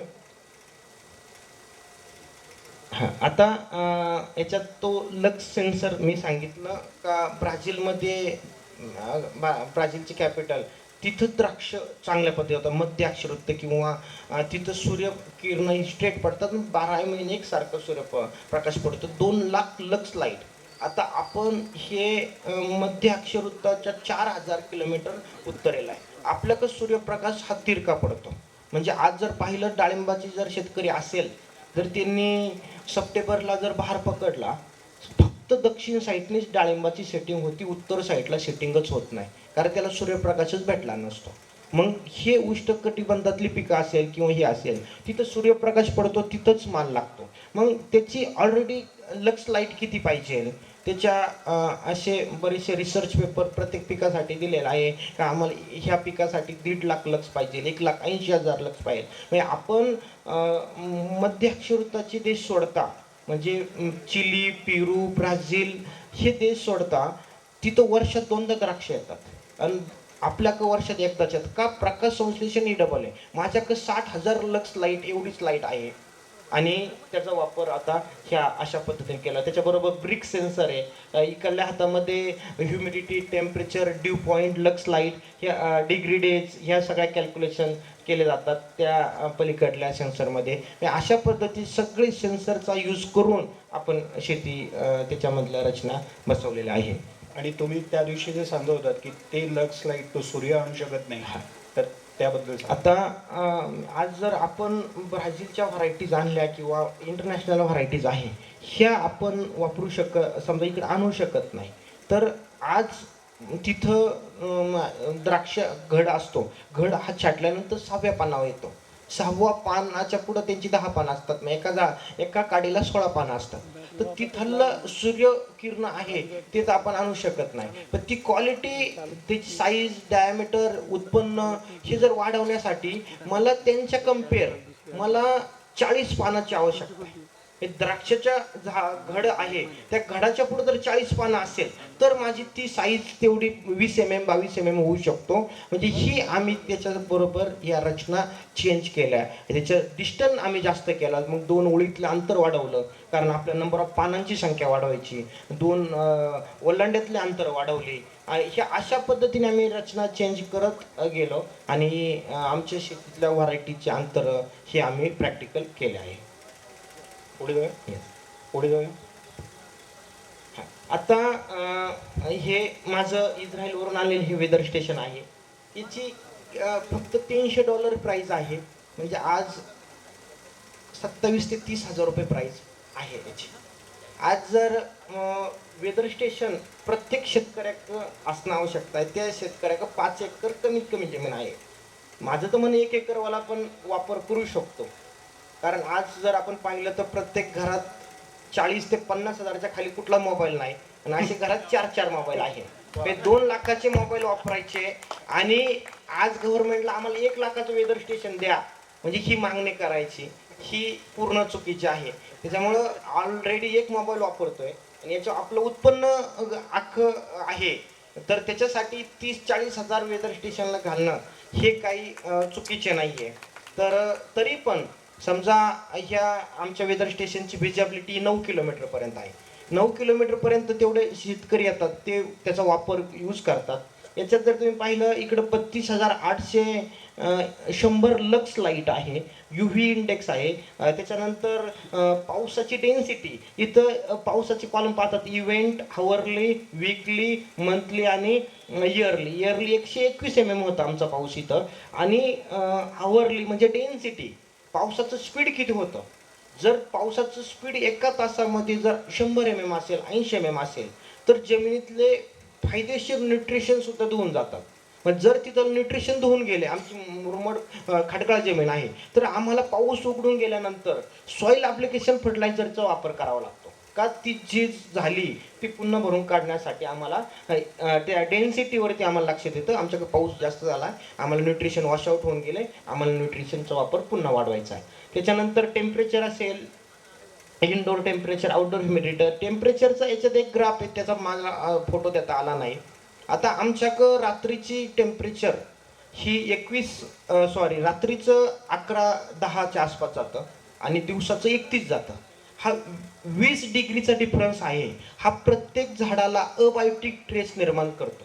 म्हणजे याचा वापर आम्हाला आमच्या द्राक्षामध्ये अबायोटिक ट्रेस निर्माण जर झाला, मॅक्झिमम आणि मिनिमम डिफरन्स हा 20 डिग्री जर गेला, तर त्यावेळेस झाड इथेनॉल तयार करतं, आणि इथेनॉल तयार जर झालं, इथेनॉलचं पुढले रूपांतर त्यांचं ॲब्सिसरिक ॲसिडमध्ये होतं आणि त्या झाडाची पानं पिवळी पडणं, त्याच्यातली ग्रीनरी कमी होणं याच्यासाठी वापर होतो. मग तो आम्ही आमची द्राक्ष हार्वेस्टिंगला येताना त्याला आम्हाला बाहेरून केमिकल इथ्रेल द्यावा लागतो, आणि इथ्रेल हे कॅन्सरसाठी एवढं सेन्सिटिव्ह आहे का युरोप कंट्रीज बॅन आहे. आपण केळीला सुद्धा बॅन केलं जातं, म्हणजे केळी आज इथ्रेलमध्ये पिकवत नाही, त्याला इथिफॉन गॅसचा यूज केला जातो. तसं इथ्रेल स्प्रे मारू शकत नाही, पण अबायोटिक ट्रेस आम्ही त्याची साधतो. आम्हाला म्हणजे जानेवारी ते फेब्रुवारी ह्या महिन्यात आम्हाला अबायोटिक ट्रेस तयार होतं. मग तिथं आम्ही द्राक्षाची छाटणी हार्वेस्टिंगला तिथं माल आला पाहिजे, आणि माल हार्वेस्टिंगला आला तिथं इथेफॉनची लेवल ॲटोमॅटिकली नॅचरली होईल, आणि आमच्या द्राक्षामध्ये कलर पिगमेंटेशनची प्रोसेस ही चांगली होईल. ह्या अशा पद्धतीने आम्ही त्याच्यात एक मी फायदा सांगितला, असे भरपूर फायदे आहे त्या वेदर स्टेशनचे, का हे ते असेल तर माहीत होतं का याचा कसा वापर केला पाहिजे. म्हणून प्रत्येक शेतकऱ्यांक बो एक 40 आणि 50 हजाराची मोबाईल वापराच काळाची करायचे, पण एक 30-32 हजारचे वेदर स्टेशन. त्यावेळेस मी वेदर स्टेशन घेतलं स्टार्टला, त्याच्यात एकही पॅरामीटर माझा ओळखीचा नव्हता. 1 वर्ष फक्त लिहित राहिलो, वातावरण लिहिणं, आणि त्यानंतर मला त्याची रचना ही चेंज झाली. आणि आज माझ्याकडे 15 वर्षाचा डाटा आहे. हा डाटा AI आपण म्हणतो इंटेलिजन्ससाठी यूज केला जातो. आज AI टेक्नॉलॉजीला तुमच्याकडे डाटा असेल तर ती बोलते, डाटा नसेल तर बोलत नाही. पण आज AI टेक्नॉलॉजीला हा डाट्याचा यूज होतो, आणि मग आपल्याला आज आपण AI वरती सर्च केलं तर कुठला रोग कुठल्या क्लायमेटमध्ये येतो, तर ह्या डाट्याच्या आधारे देतो, म्हणजे याचा तो यूज केला जातो. पुढे जाऊया. शेवटचा हा व्हिडिओ आहे, हा फक्त प्ले करा. आता बऱ्यापैकी माझ्याकडे पेरू आहे, डाळिंब आहे. याच्यामध्ये आम्हाला सगळ्यात मोठ्या अडचणी यायला लागल्या एक्सपोर्टला, पॅकेजिंगला. आज आम्हाला फॉर्मिंग त्याला पॅकेजिंगसाठी, युरोपसाठी पॅकेजिंग करायला अडचण यायला लागली. मग आम्हाला आमच्याकडं एक 5 वर्षापूर्वीची गोष्ट आहे का, त्यावेळेस फॉर्म भेटत नव्हता, आणि युरोपमध्ये ते नॉर्म्स दिले की आम्हाला व्हर्जिन मटेरियल ह्याचमध्ये फॉर्म पाहिजे. तर त्याच्यासाठी आम्हाला सेपरेट मशीन घ्यावं लागले, आणि ते मटेरियल आणून तो फॉर्म घ्यावा लागला. तर आम्हाला युरोपमध्ये आमचं पेरू, डाळिंब हे आम्हाला एक्सपोर्ट करायला परमिशन भेटलं. म्हणजे अशा बरेचसे मशिनरीज आम्हाला घेऊन आम्हाला त्या पॅकेजिंगचं ही पॅकेजिंग आहे, याच्यामध्ये फॉर्म तयार होतो, आणि ही त्या पेरू असेल, डाळिंब असेल त्याला यूज केला जातो, आणि त्याच्यामध्ये त्याचा पॅकेजिंगसाठी आम्हाला यूज केला जातो. क्या बात आहे. वा. नेक्स्ट. मला वाटतं या राहुलच्या संशोधनासाठी आपण सगळ्यांनी टाळ्या वाजून राहुलचं कौतुक केलं पाहिजे. ज्या पॅशनने राहुल तुम्ही बोलता, थक्क व्हायला होतं. राहुल, लगेचच पुढचा प्रश्न जो सगळ्यांच्या मनात असेल तो मला विचारावं असं वाटतं की आत्ता जर मी हे करत नाही आहे, आणि अशा प्रकारचं जर का मला शास्त्रीय पद्धतीने जर शेती मला करायची आहे, माझी पहिली स्टेप काय असायला पाहिजे? काय सोर्सेस आहेत की ही मला माहिती मिळू शकते? आता सोर्सेसमध्ये सगळ्यात महत्त्वाचं सर का, जर समजा आपण स्लरीचा वापर असेल, मी जर म्हणलं, तर अशा युनिव्हर्सिटीज किंवा त्या संस्था आहे का त्याच्यावरतीच काम करतात. विद्यापीठावरती एक कॉन्सर्शी आहे, सगळे एकत्र झालं आहे, पण त्यांना ते डीप नॉलेज नाही घेता येत, किंवा त्यांना सिलेबस तयार करायचा, रिसर्च करायचा, सगळ्या गोष्टी, तर ते नाही. आज ICR भारतामध्ये प्रत्येक क्रॉपवरती एक संशोधन केंद्र त्यांनी दिलं आहे. समजा डाळिंब संशोधन असेल ICRचं, एक सोलापूरला आहे. त्याच्यानंतर कांदा लसूण संशोधन केंद्र आपलं राजगुरुनगर खेडला आहे. द्राक्ष संशोधन केंद्र मांजरीत आहे, पुणे मांजरी. त्याच्या फ्लोरिकल्चरमध्ये ICRचं हे आहे, वाघुलीत आहे.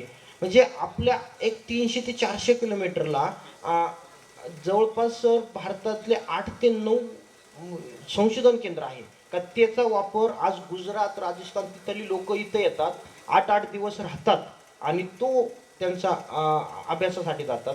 म्हणजे ICRचे आज त्या सायंटिस्ट, आज आपण 100% त्यांना तेवढा वेळ असेल आपल्याला देण्यासाठी किंवा नाही, पण एका भेटीमध्ये नाही, पण नेहमी जर आपण त्याच्याशी भेट साधत गेलं तर भरपूर बऱ्यापैकी आपल्याला त्या गोष्टी माहीत होतात. आणि सगळ्यात महत्त्वाचं का, आपल्याला एखादा प्रोग्रेसिव्ह शेतकरी असेल, किंवा आज आपण विद्यापीठ असेल, पण आज एक माध्यम होतं विद्यापीठातून आपल्याला हे पीक पाहिजे, हे पिकावं, मग ते सांगू शकतात का तुम्ही ह्या संशोधन केंद्राला जा. म्हणजे टेक्निकल, आणि सगळ्यात महत्त्वाचं सर, शेतीत शेतकरी विद्यापीठाला किंवा संशोधन केंद्राला कधी जातात, असे काही कन्सल्टंट असतात का, ते म्हणजे आज आपण पाहिलं तर इन्स्टाचा रीलमध्ये ते सांगतात, झिरो प्रोन नाही, कुठली टेक्नॉलॉजी प्रोन नाही, सांगतात याला कुठलंच कॅल्क्युलेशन नाही, गणित नाही, एक्सपिरियन्स नाही. आज म्हणजे मला गेल्या 18 वर्षाचा द्राक्षाचा एक्सपिरियन्स आहे शेतीतला, पण आज जर आपण पाहिलं तर 1 तासाची चर्चासुद्धा कमी पडते. आपण 2 सेकंद म्हणजे 15 सेकंदाच्या नेटवरच्या माहितीवरती हे करू शकत. त्याच्यामध्ये जर डीप एखादा अभ्यास पाहिजे, गुगल स्कॉलरवर जाऊन स्पेसिफिक एखाद्या गोष्टीवरचा रिसर्च पेपर डाउनलोड करणं, तो वाचणं, आणि तिथून कुठली टेक्नॉलॉजी बघणं, म्हणजे जागतिक रिसर्च पेपर वाचल्याशिवाय त्याला दुसरा पर्याय नाही. बरीच लोक हल्ली यूट्यूबवरून बघून शेती करतात, ते योग्य आहे? नाही सर, कमीत कमी कुठलं पीक करतो ही मी 3 वर्ष ऑब्झर्व करतो. तिथं जाणं, बघणं आणि ती खरंच आज समजा मला एखादं पीक करायचं आहे, मी त्या पिकाकडं जातो, त्यांच्या सीझन लागवडीला, हार्वेस्टिंगला किंवा छाटणीला दर 3 महिन्याला एक राऊंड मारायचा. त्याच्यातले 3 वर्ष आपल्या भारतात 3 वर्षाचा पाऊस व्हेरिएशन आहे. त्यावेळेस पाऊस पडतो, त्यावेळेस उत्पन्न वेगळं आहे, मिडियम आहे आणि लास्टला आहे. या 3 वर्षाची ॲव्हरेज काढली जाते आणि मग त्या उत्पन्नाचं वार्षिक उत्पन्न पकडलं जातं आणि मग तुम्हाला त्याच्यात कॅल्क्युलेशन केली जाते. ही 3 वर्ष तुम्हाला एखादं पीक करायचं असेल ते ऑब्झर्व, त्याला संयम हा सगळ्यात महत्त्वाचा आहे. त्याशिवाय शेती नाही. शेती व्हेरिएशनमध्ये नाही. मी आज सोशल मीडियाला डाळिंब 300 रुपये किलो बघितलं, मी इमिजिएटली लावलं, ते याला 2 वर्ष लागतात आणि मी लावेपर्यंत रेट पडले. असं पण नाही. आज मी पॅरलल द्राक्षे, डाळिंब, पपई, पेरू ही पिकं करत राहिलो. त्या वर्ष डाळिंबाला रेट राहिले त्यावेळेस द्राक्षाचा रेट डाऊन होता आणि त्यावेळेस द्राक्षाला रेट राहिले त्यावेळेस डाळिंबाचा रेट डाऊन होता. कारण एकच शेतकरी एक तर इकडे व्हेरिएशन होतो, नाही तर इकडं जातो. म्हणजे तो तिकडं वाढेल त्याचं उत्पन्न वाढतं आणि ते रेट डाऊन होतं. म्हणजे आज माझे 35 एकर डाळिंब आहे. मी फक्त आता हे पुढले 3 वर्ष स्टेबल राहणं, त्याच्यात टिकून राहणं, त्याच्यात पैसा नाही आपल्याला भेटला तर तो पैसा द्राक्षाकडे शिफ्ट करायचा आणि ते कॅल्क्युलेशन पुन्हा 200 रुपये. माझं टार्गेट आहे का 200 रुपयाच्या खाली डाळिंब विकायचं नाही. म्हणजे ती क्वालिटी मेंटेन करायची आणि मग आपण ते एक्सपोर्ट केलं जातं. बऱ्याचदा शेतकऱ्यांचा हल्ली असा एक सूर असतो, क्लायमेट चेंज आणि या सगळ्या गोष्टींमुळे अवकाळी पाऊस, दुष्काळ या सगळ्याचा शेतीवर परिणाम होतो. याकडे तुम्ही कसं बघता?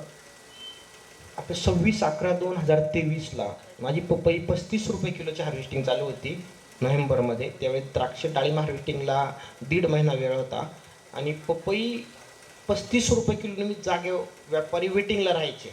ह्या व्यापाऱ्याला 3 टन, दुसऱ्या व्यापाऱ्याला 3 टन, 100 टन पपई 10 मिनिटाच्या गारपीटने पूर्ण संपली. त्यावेळेस माझी 1 कोटीची नुकसान झाली. पण ती 1 कोटी ती व्यापारी गाडी भरला, पेमेंट करायला लागला. म्हणलं तो माल ऑलरेडी खराब झाला, पेमेंट काय करू नको. तो माल आम्ही दुसऱ्या तिसऱ्या दिवशी त्याला रोटर मारला, ना पंचनामा, ना कृषी विभागाला कळवलं, ना काही, रोटर मारला आणि दुसऱ्या पिकाची तयारी केली. पुन्हा ते म्हणजे का झालेले नुकसान ही भरून तर काही निघणार नाही. माझ्या हातात तेवढे पैसे भेटले तेवढे माझे नेक्स्ट इयरला पुन्हा आजबायचं. ही आम्हाला प्रोत्साहन कुठून भेटलं? इस्रायलमध्ये जर 3 वर्षाला 1 वर्ष पूर्ण शेती बंद ठेवली जाते. आपण सॅनिटायझिंग म्हणतो, तिथली रोग कीड ही कंट्रोल होण्यासाठी ते देशाचा रूल आहे का तुम्ही तिथे 1 वर्ष शेती पिकवायची. मग आज आम्ही हे पकडतो का माझा तो रेट राहणार आहे, हा 3 वर्षाला वरती डिस्ट्रीब्यूट होतो आणि 3 वर्षाचा रेट काढला जातो. तो 200 रुपये जर मला एकदा भेटला आणि एकदा 60 रुपये जर भेटला तर त्याची ॲव्हरेज रेट ही माझी पकडली जाते. आणि 1 वर्ष समजा जर गारपीट झाली तर माझा ऑलरेडी एक्सपेन्सेस कमी आहे, खर्चच कमी आहे. तर मग मी त्याच्याकडं डिपेंड राहत नाही का. पण लगेच समजा जर नोव्हेंबरमध्ये गारपीट झाली, मोडायचं, लगेच कुठल्या कुठल्या पिकाची नुकसान झाली ती पिकं लावायची, क्विक 1 महिन्यात मार्केटला आली पाहिजे आणि आपली रचना सुरू. आता द्राक्ष वर्षातून एकदा येणार पीक आहे, त्याचा एकरी खर्च म्हणजे द्राक्ष स्ट्रक्चरचा 5 लाख आणि याचा 1.5 ते 2 लाख रुपये, 7 लाख रुपये. मग द्राक्षे गारपिटीने गेले, मी त्याच्यात करटुली इंटरक्रॉपिंग केलं, रानभाजी, ती जूनला येते. मग माझा तो कमीत कमी 5 लाख रुपये खर्च त्या रानभाजीवर निघाला.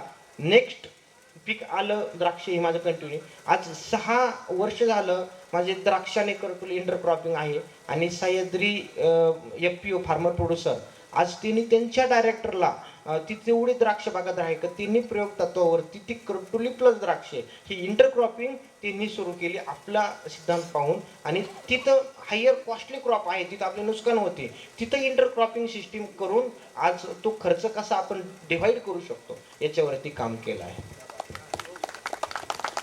दुसरी एक महत्त्वाची समस्या ते म्हणजे हार्वेस्टिंग नंतर पुढे काय, मार्केट त्याला कसं मिळवायचं, यावर तुम्ही कसं उत्तर शोधा? आम्ही पहिल्यांदा ते पीक लावताना तिथूनच मार्केटिंग त्याची पाहिली जाते. सगळ्यात जास्त आम्ही अशा कुठल्याच व्हरायटी करत नाही का आपण त्या एक्सपोर्टरला कॉल करावा लागला पाहिजे. आम्ही अशा व्हरायटीज करतो, क्रिम्सन रेड असेल, फॅन्टेसी असेल, ह्या क्रॅक रेजिस्टंट आहे. आमच्याकडे आजही 20 mm पाऊस झाला तर माझी एकही द्राक्ष क्रॅक होत नाही. मग अशी व्हरायटीज आहे, तिची कोल्ड स्टोरेज व्यापाऱ्याला काय पाहिजे, तो समजा युरोपमध्ये माल पोचायला त्याला 45 दिवस लागतात. आपण जर गेल्या वर्षीचं उदाहरण पाहिलं तर पनामा कालवा आणि सुयोग कालवा हे 2 कालवे बंद राहिले तर आपली द्राक्षाचे कंटेनर 50 दिवस लागले साऊथ अमेरिकेला वळसा घालून जाण्यासाठी. तर तिथं माझी द्राक्षे गेल्या वर्षी एक्सपोर्टरची एकही द्राक्षे दुष्काळाभावी तो कालवा बंद होता तर एकही द्राक्षे तिथं पोचले नाही. माझी द्राक्षे तिथं पोचल्यानंतर 2 महिन्यांनी विक्री केली आणि विक्री केल्यानंतर मी त्याचे बॉक्स कुठल्या मॉलला विकला, त्याची क्वालिटी काय, त्याची किपिंग क्वालिटी काय, आज तोच एक्सपोर्टर त्या एक्सपोर्टरला कॉल करतो, तो एक्सपोर्टर मला कॉल करतो, तुमचा माल कधी रेडी आहे, आम्हाला डिमांड आहे. मग मी म्हणलं तर मला 8 युरो प्राईस पाहिजे, 10 युरो प्राईस पाहिजे, युरोवरती आमचे रेट ठरले जातात आणि आज एक्सपोर्टर आम्हाला कॉल करून आमचे रेटची डिमांड करतो. मगाशी तुम्ही लेबरबद्दल बोललात, त्याविषयी थोडंसं विस्ताराने सांगा. तुम्ही लेबर कुठून मिळवता, कारण ती पण एक मोठी समस्या आहे, आणि तुम्ही लेबरची काळजी कशी घेता हे जरा व्यवस्थित सांगा. आता मेजरली आमच्या शेतीमध्ये तिथं स्थानिक MIDC एरिया 30 किलोमीटरला असल्यामुळं स्थानिक एकही शेतकरी नाही, ना स्किल लेबर ना काहीच नाही.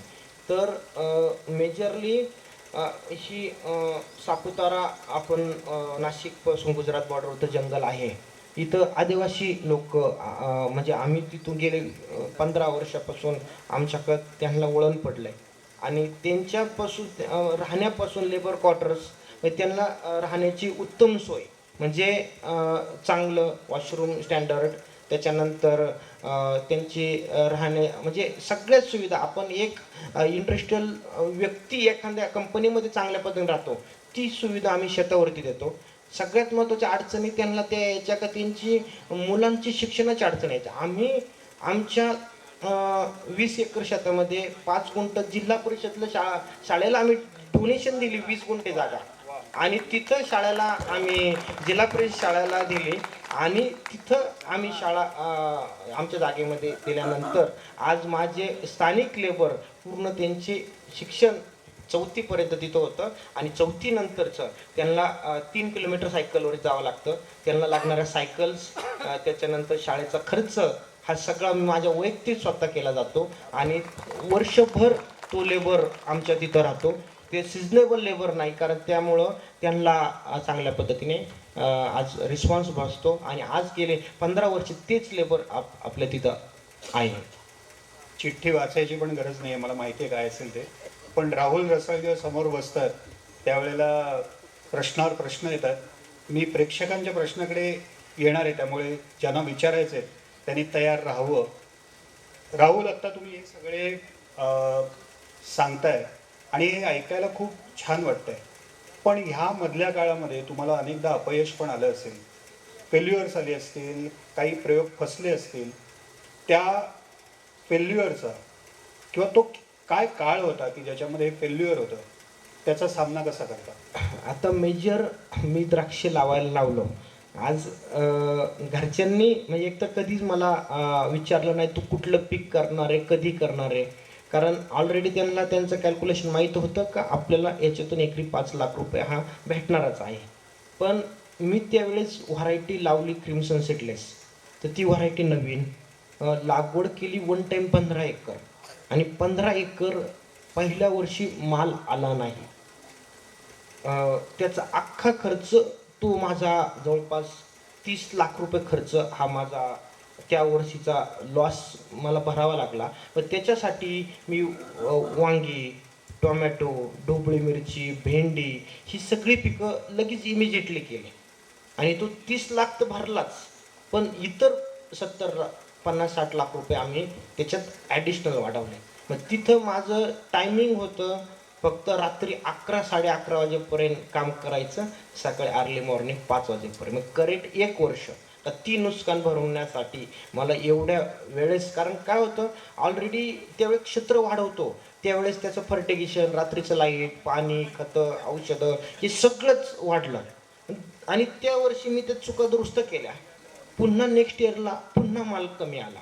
म्हणजे तिथं माझा खर्च निघाला, पण मला ते द्राक्षातून 10 लाख रुपये एकरी भेटायचे, ते तिथं माझे 5-5.5 लाख भेटले. पण मग मी माझे 5 लाख लॉस हे माझ्या माइंडमध्ये सेट होतं. पुन्हा त्याच्यात अजून केले. आज ही व्हरायटी, बाकी द्राक्षे मार्केटमध्ये 120 रुपये जातात, पण आज ही द्राक्षे 280 रुपये किलो आज विक्री चालू आहे. म्हणजे आज हे लॉसेस काढून काढून आज मी सहन केलं. तर हे पाठीमागले 3 वर्षाचा बॅकलॉग हा निघणार होता, हा मला कॉन्फिडन्स होता, पण त्याच्यासाठी वेळ लागला. आणि मी एनी टाईम म्हणजे याची नुकसान झाली का ही दुसऱ्या पिकामध्ये लगेच उभं करायचं आणि लगेच लागवड करायची, त्याचा क्रॉप पॅटर्न चेंज करायचा आणि त्या पद्धतीने काम करायचं. अशा पद्धतीने भरपूर सारे नुकसानी झाल्या. आजही ह्याच नुकसानी निसर्ग आहे. आज कधी शेतकऱ्याचा गर्व संपवून टाकल माहीत नाही. आजपर्यंत कुठलाच एक्स्ट्रा खर्च माझा नाही आहे. माझ्यासाठी लागणाऱ्या मशिनरीज म्हणजे आत्तापर्यंत 10-12 ट्रॅक्टर्स आहे, महागडे ब्लोअर आहे, इंटरनॅशनल इम्पोर्टेड ब्लोअर आहे, या सगळ्या टेक्नॉलॉजीचा यूज आहे. पण आज म्हणजे दरवर्षी 10 एकर ते 20 एकर जमीन ही खरेदी केली जातीच ह्या माध्यमातून. असं काही प्रश्न असतील तर आपण घेऊया.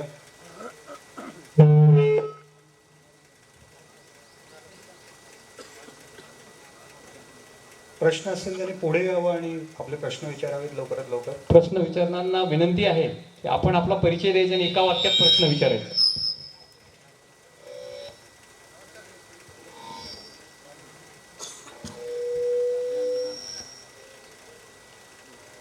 नमस्कार सर, मी खूप चाहता झालो आहे तुमचा. माझा प्रश्न हा आहे की तुम्ही जैविक शेती आणि रासायनिक शेती असे दोन शेतीतले फरक सांगितले, त्याचे फायदे तोटे सांगितले. रासायनिक शेतीचे जे काही कॅन्सर जास्तीत जास्त बळवत आहे त्याचे दुष्परिणाम सांगितले. तर सेंद्रिय शेतीसाठी प्रामुख्याने कोणते घटक महत्त्वाचे आहेत ते सविस्तर सांगा. सगळ्यात महत्त्वाचं, आपल्या भारतामध्ये सेंद्रिय शेतीची डेफिनेशनच फिक्स नाही. अडचणी तिथपासून सुरू झाल्या तर त्याची व्याख्याच माहीत नाही. आज मी द्राक्ष शेती करतो, त्याला कुठलं सर्टिफिकेशन नाही, ॲनालिसिस नाही, आणि मी त्या जमिनीत काय टाकतोय याचं कुठं रिसर्च नाही. मग सेंद्रिय शेती हा शब्द मी वापरत नाही.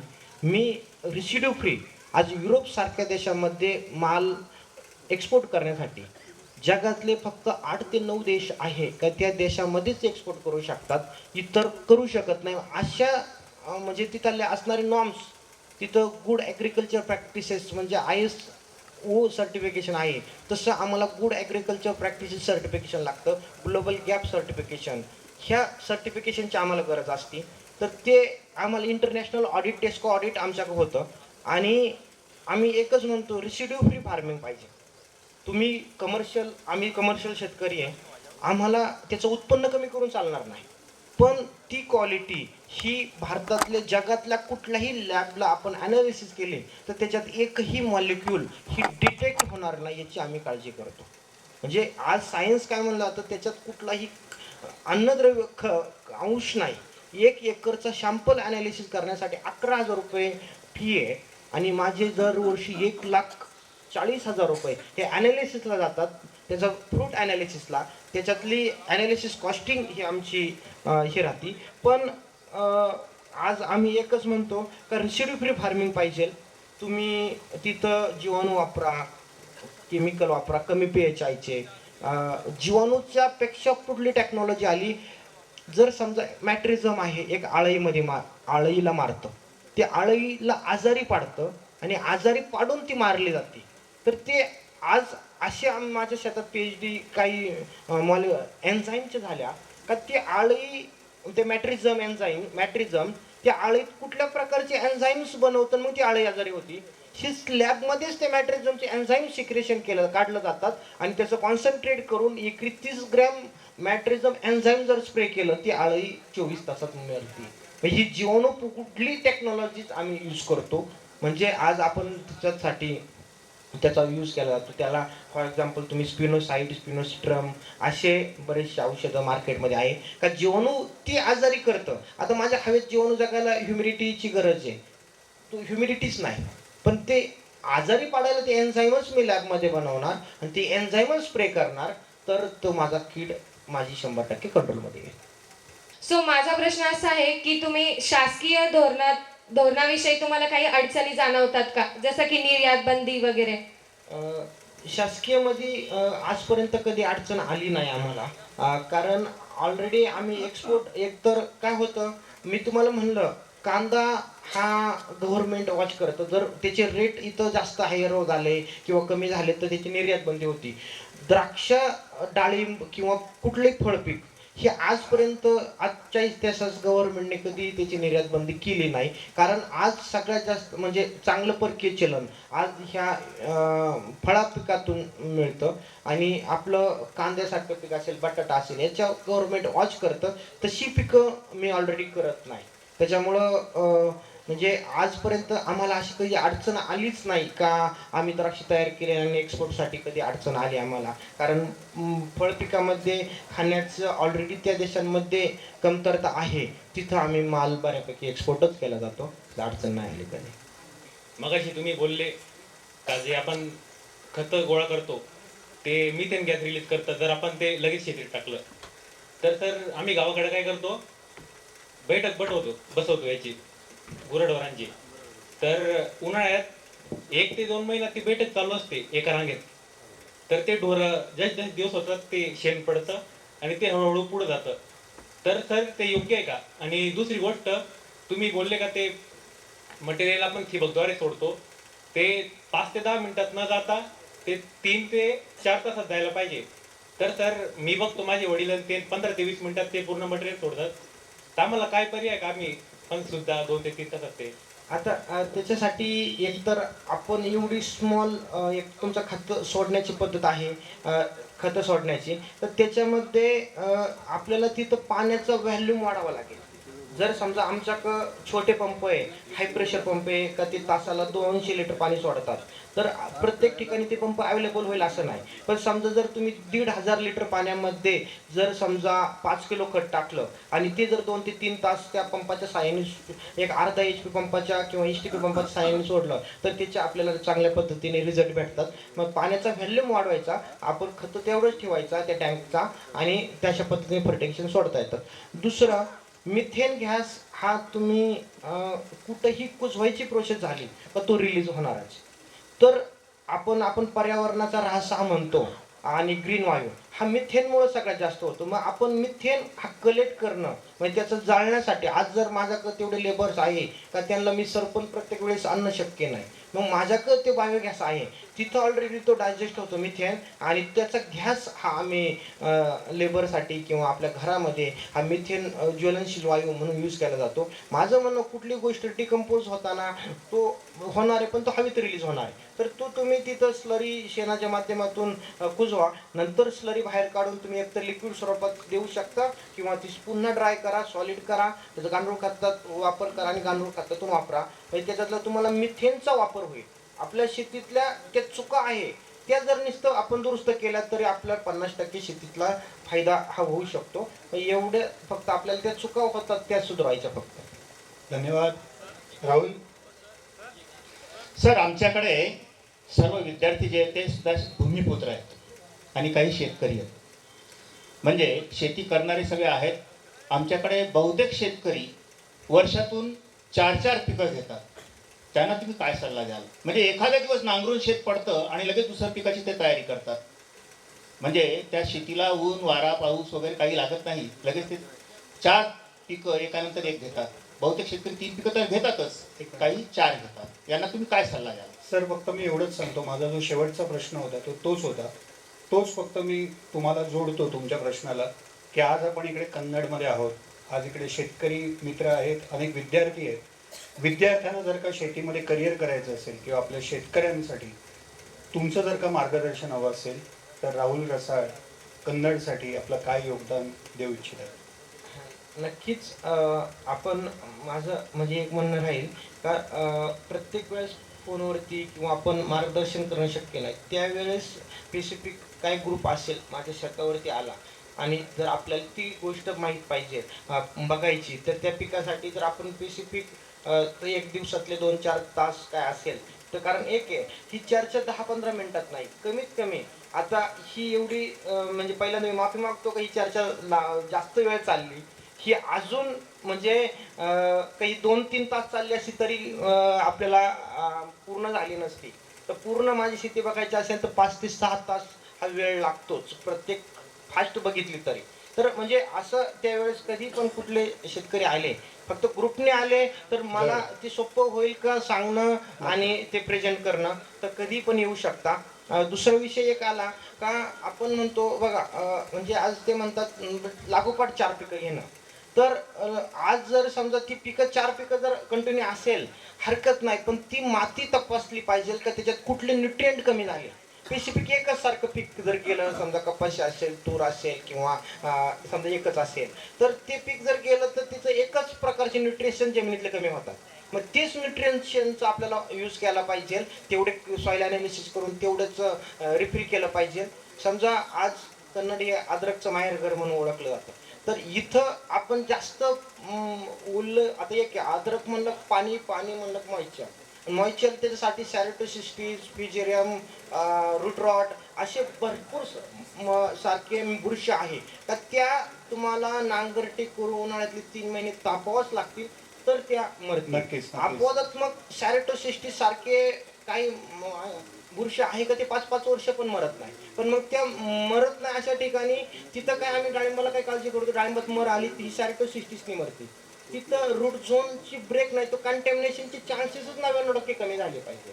ती मुळी ब्रेक नाही झाली पाहिजे, तुटली नाही किंवा जखम नाही झाली पाहिजे, ती तिथून इनलेट नाही गेली पाहिजे. अशा जर उपाययोजना जर केल्या आपण नक्कीच तर आपल्याला त्याच्यात नक्कीच. मी आयोजकांना विनंती करतो की आपण तशी व्हिजिट तुमच्याकडे ठेवू. पुन्हा एकदा राहुल रसाळ, मनपूर्वक आभार. तुम्ही खास आमच्याकडे आलात आणि आमच्याशी संवाद साधलात. मनपूर्वक धन्यवाद सर.